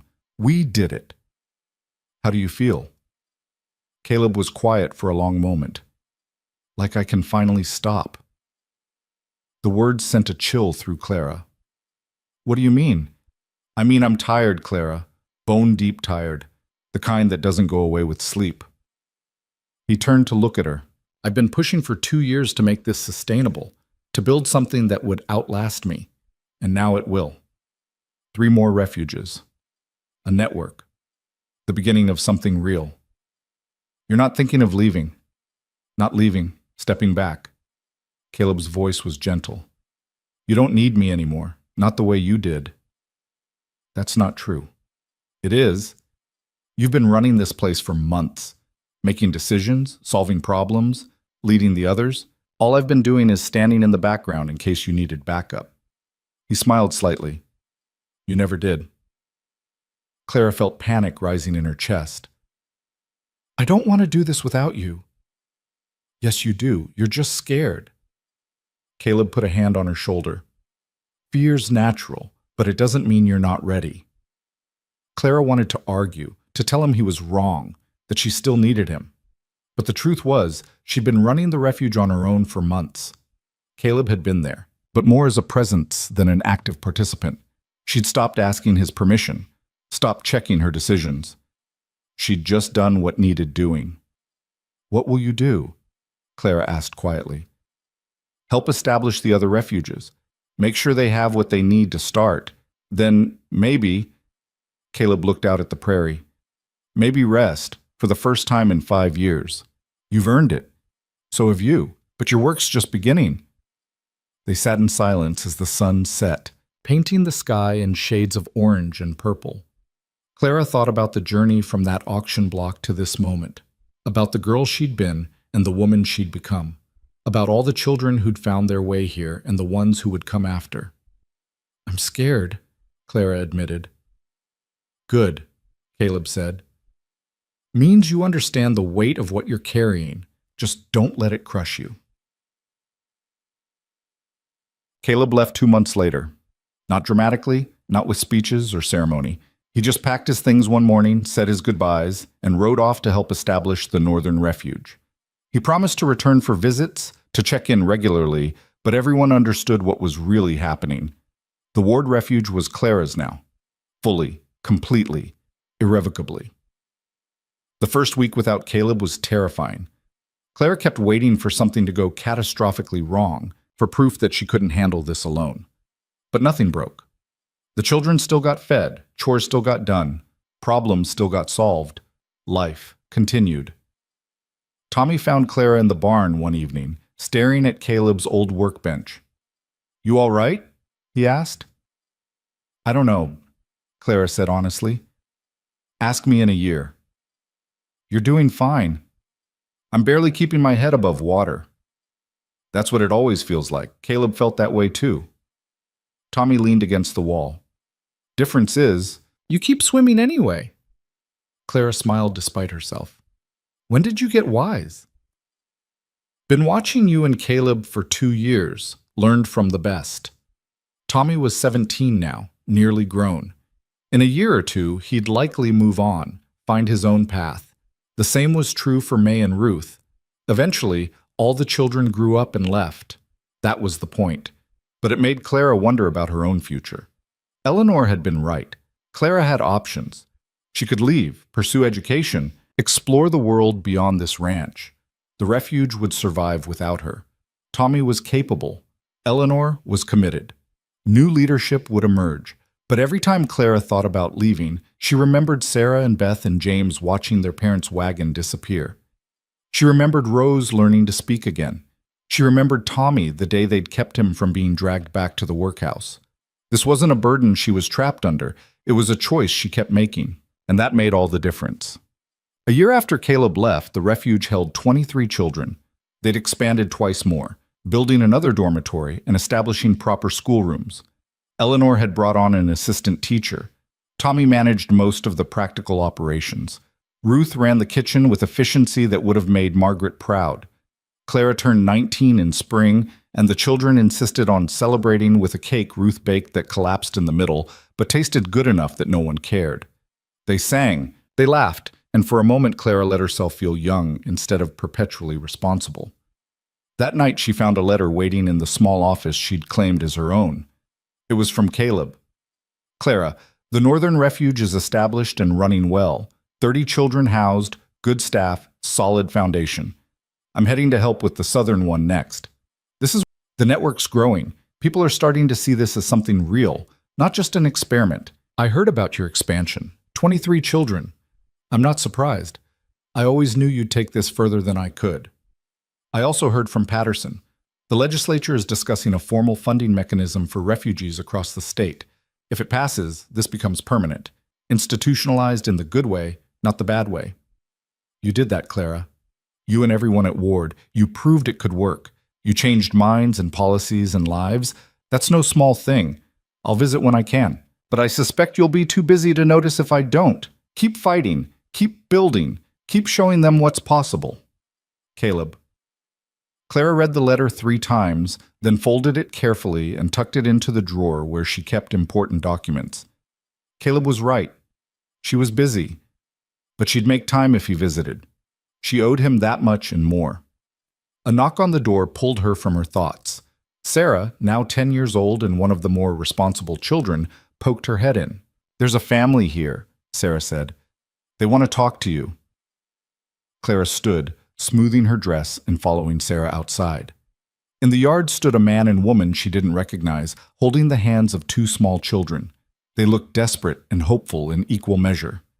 Are you Clara Brennan? The woman asked. I am.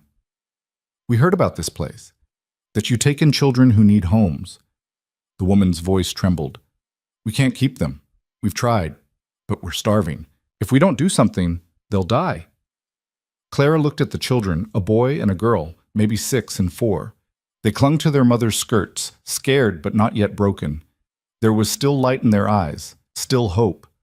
She thought about the auction block, about Caleb stepping forward when everyone else had given up on them, about Margaret and Eleanor and Tommy and all the others who'd helped build something that mattered. She thought about limits and sustainability and the very real danger of taking on more than they could handle. Then she looked at those 2 children again and made a choice. Come inside, Clara said.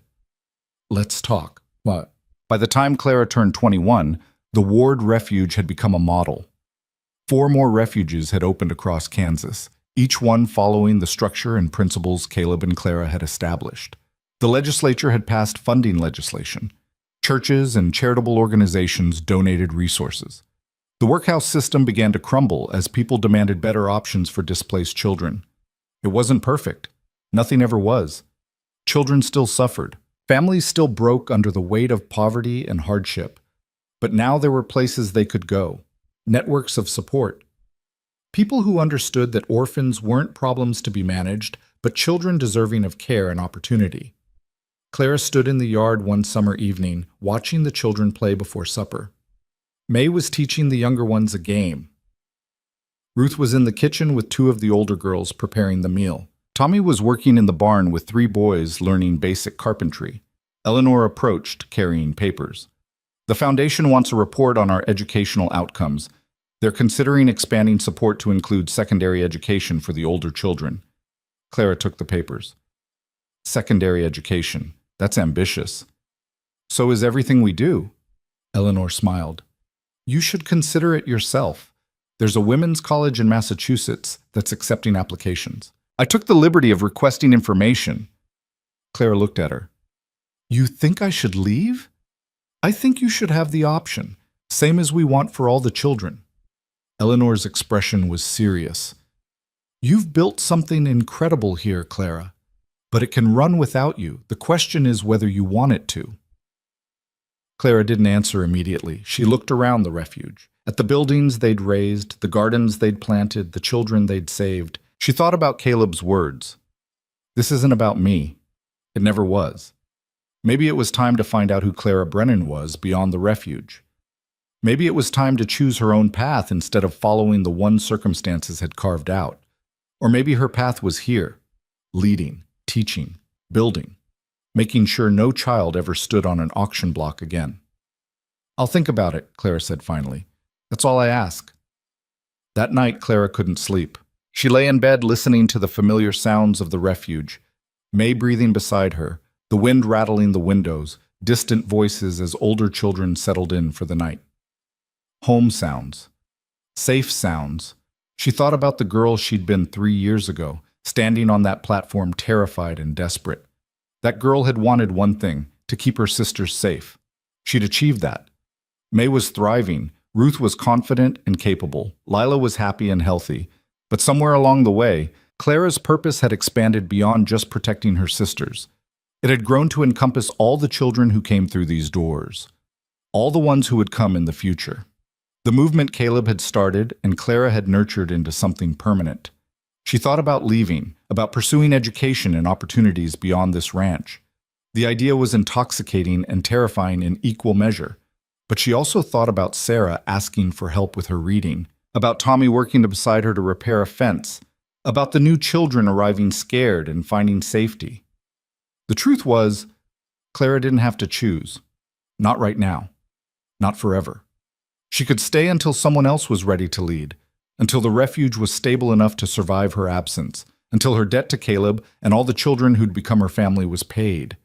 Or maybe she'd never leave. Maybe this was her calling, her purpose, the thing she was meant to do. Not because she had no other options, but because she chose it freely, understanding the weight and accepting it anyway. Either way, the choice was hers, and that was everything. Sant. 5 years after the auction block, Clara stood in front of the state legislature. She was 22, wearing her best dress, and carrying documents that represented years of work and hundreds of lives changed.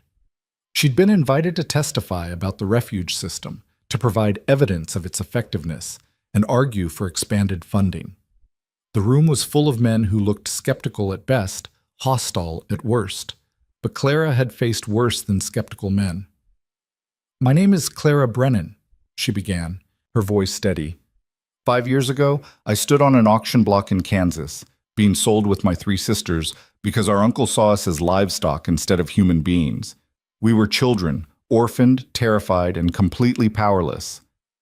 She saw some of the legislators shift uncomfortably. "A man named Caleb Ward bought us. He paid $50 to keep us together. He brought us to his ranch and gave us something no one else would. A chance. Not charity. Not pity. A chance to work, to learn, to become capable." Clara pulled out her first document.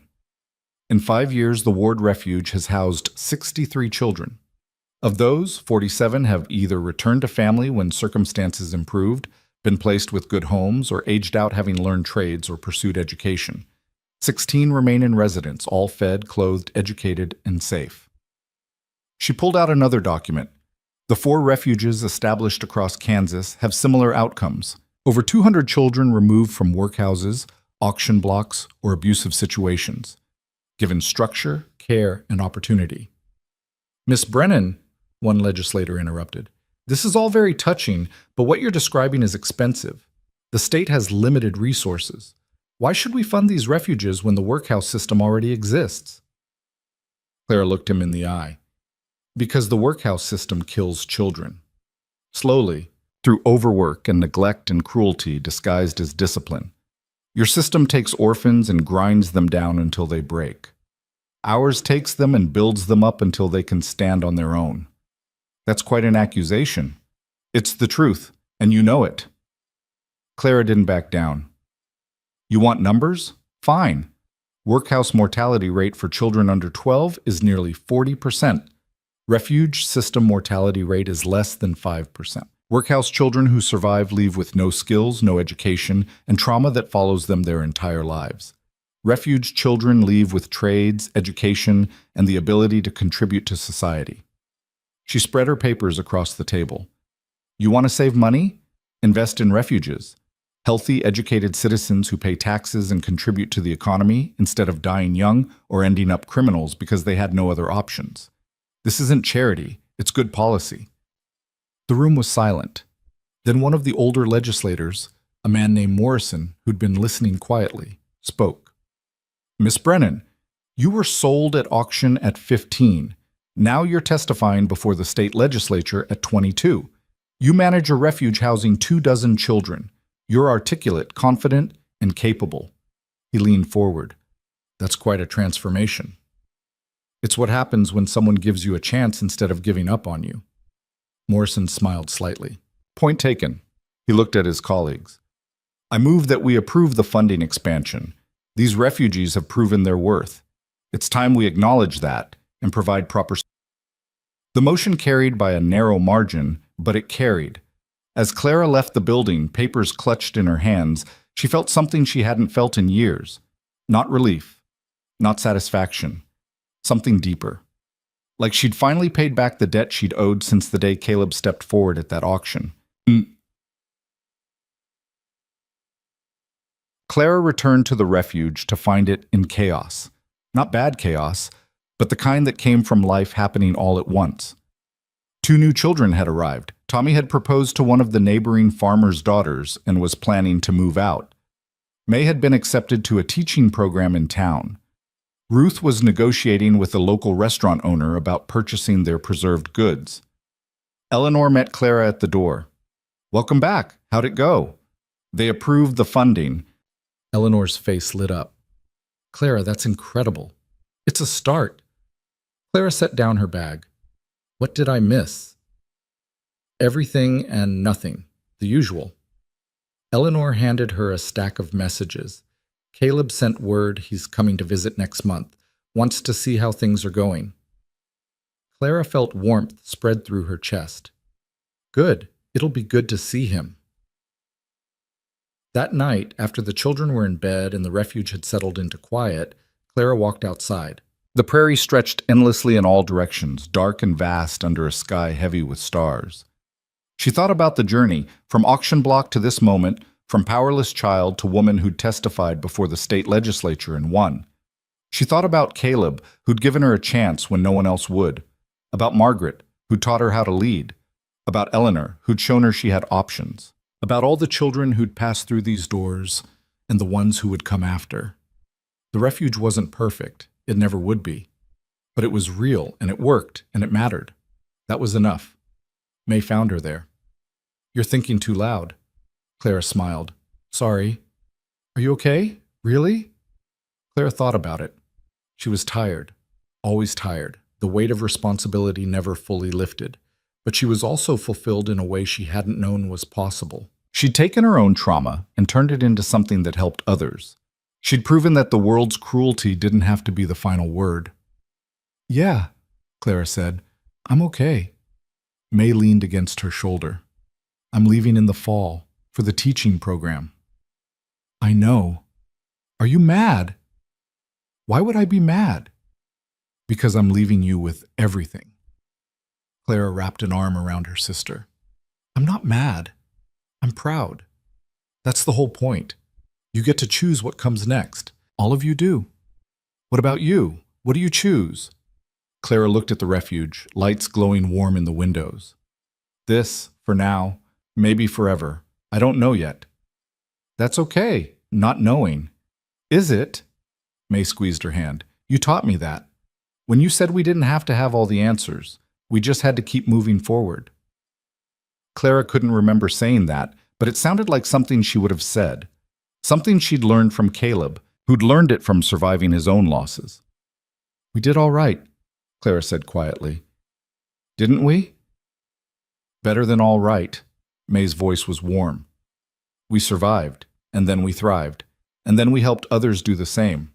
That's more than most people accomplish in a lifetime." Clara let that settle over her. She was 22. She'd accomplished more than she'd ever imagined possible. But she also knew the work wasn't finished. It never would be. There would always be more children who needed help, more battles to fight, more systems to change. But tonight, standing under the stars with her sister beside her, Clara let herself feel something she'd been too scared to feel for years. Peace.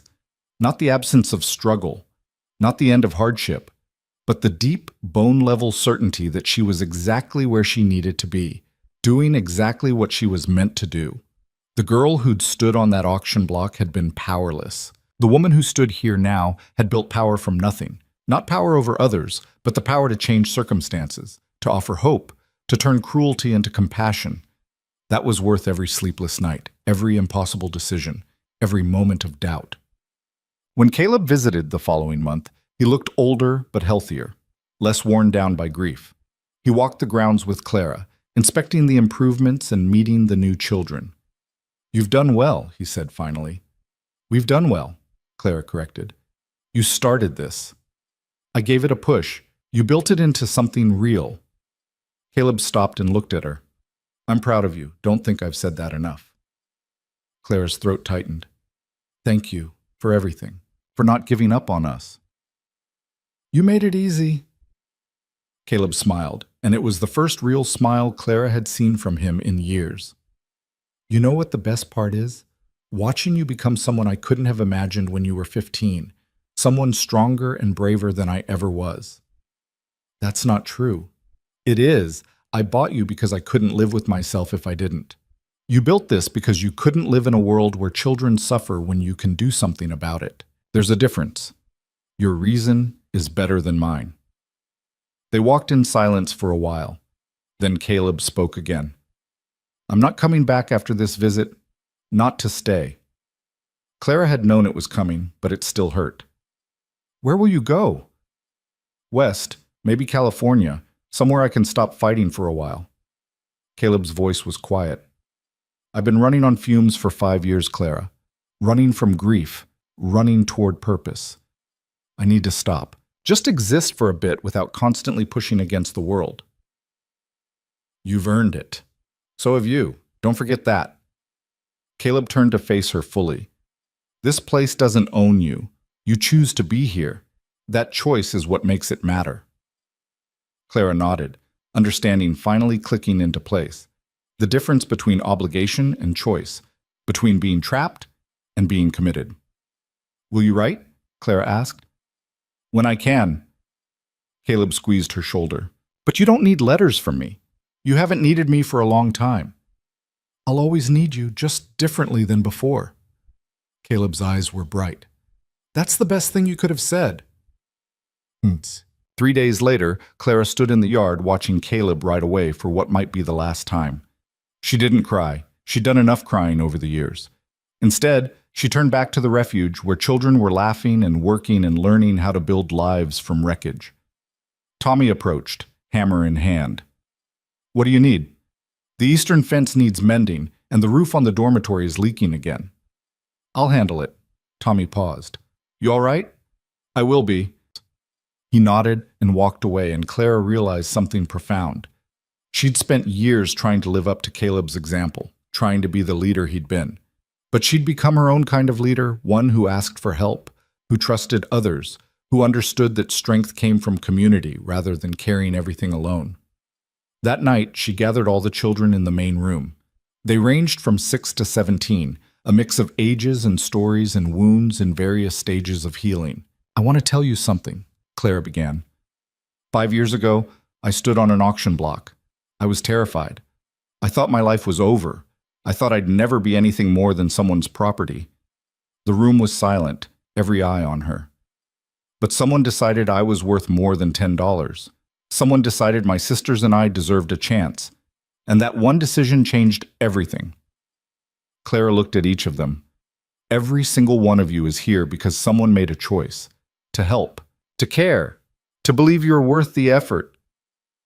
She saw Sarah sitting with her younger siblings, the 3 of them together because their parents had made the hardest choice of their lives. She saw Rose, who'd learned to speak again. She saw Tommy, who'd become a partner instead of a scared child. "We can't control what happened to us before we came here," Claire continued, "but we can control what happens next. We can choose to let trauma define us, or we can choose to build something better. We can carry our wounds, or we can learn from them. We can stay victims, or we can become survivors." She smiled, feeling the weight of everything she'd learned settle into something solid and sure. This place exists because a man decided orphans deserved better. It thrives because all of us, every single person here, decided to work together to make it real. That's what family is. Not blood, not obligation, but choice. Choosing every day to show up for each other. To keep building, to keep fighting. Clara straightened her shoulders. "So that's what we're going to keep doing, together. Because we're not just survivors anymore. We're builders. We're changers. We're proof that the world's cruelty doesn't get the last word. The room erupted in applause and cheers. Clara felt tears sting her eyes, but they were good tears. The kind that came from reaching the other side of something impossible and realizing you'd made it after all. Later, when everyone had gone to bed, Clara sat at her folded-out paper. She began to write, documenting everything they'd learned, everything they'd built. Not for herself, but for whoever came after. For the refuges being established across the state. For the people who would read about what they'd accomplished and dare to try something similar. She wrote about structure and compassion, about discipline tempered with understanding. She wrote about the importance of giving children agency, of teaching them they had choices. She wrote about failure and recovery, about learning from mistakes instead of being destroyed by them. She wrote until her hand cramped and the lamp burned low. And when she finally stopped, Clara realized she'd written more than a manual. She'd written a testament, proof that 4 girls sold on an auction block had survived, thrived, and changed the world around them. That was legacy. Not perfection, but transformation. Not absence of pain, but refusal to let pain be the ending. Clara set down her pen and looked out the window at the refuge she'd helped build. In the distance, dawn was breaking, painting the prairie in shades of gold and rose. A new day. A new beginning. She'd been powerless once, terrified, certain the world would grind her down until nothing remained. But she'd been wrong. She hadn't just survived, she'd rebuilt herself and helped others do the same. She'd taken the worst moment of her life and transformed it into something that mattered, into proof that compassion could override cruelty, that community could heal what isolation destroyed, that one person's choice to care could ripple outward and change hundreds of lives. The girl on the auction block was gone. In her place stood a woman who knew her own strength, who understood that power wasn't about control, but about lifting others up, who'd learned that the only way to truly heal was to help others heal alongside you. Clara stood and walked outside into the breaking dawn. The refuge was quiet, peaceful, safe, real. She'd done what Caleb asked. She'd kept it about the children. She'd built something that would outlast her. And in doing so, she'd found herself, not the broken girl from the auction block, not the overwhelmed teenager trying to hold everything together, but Clara Brennan, survivor, leader, builder, someone who'd looked at the world's cruelty and said no, who'd chosen compassion when indifference would have been easier, who'd proven that one person's decision to care could change everything. The sun crested the horizon, flooding the prairie with light. Clara smiled and walked back inside, ready for whatever came next. Because she'd learned the most important lesson of all. You couldn't control what the world did to you, but you could control what you did with it. You could let it break you, or you could use the broken pieces to build something new, something better. Something that proved the world's darkness didn't have to win. That was the legacy of the Ward Refuge. Not perfection, but possibility. Not the absence of suffering, but the transformation of it into purpose. And Clara would carry that forward, one day at a time, one child at a time, for as long as she had breath in her body. Because some debts couldn't be repaid. They could only be passed forward.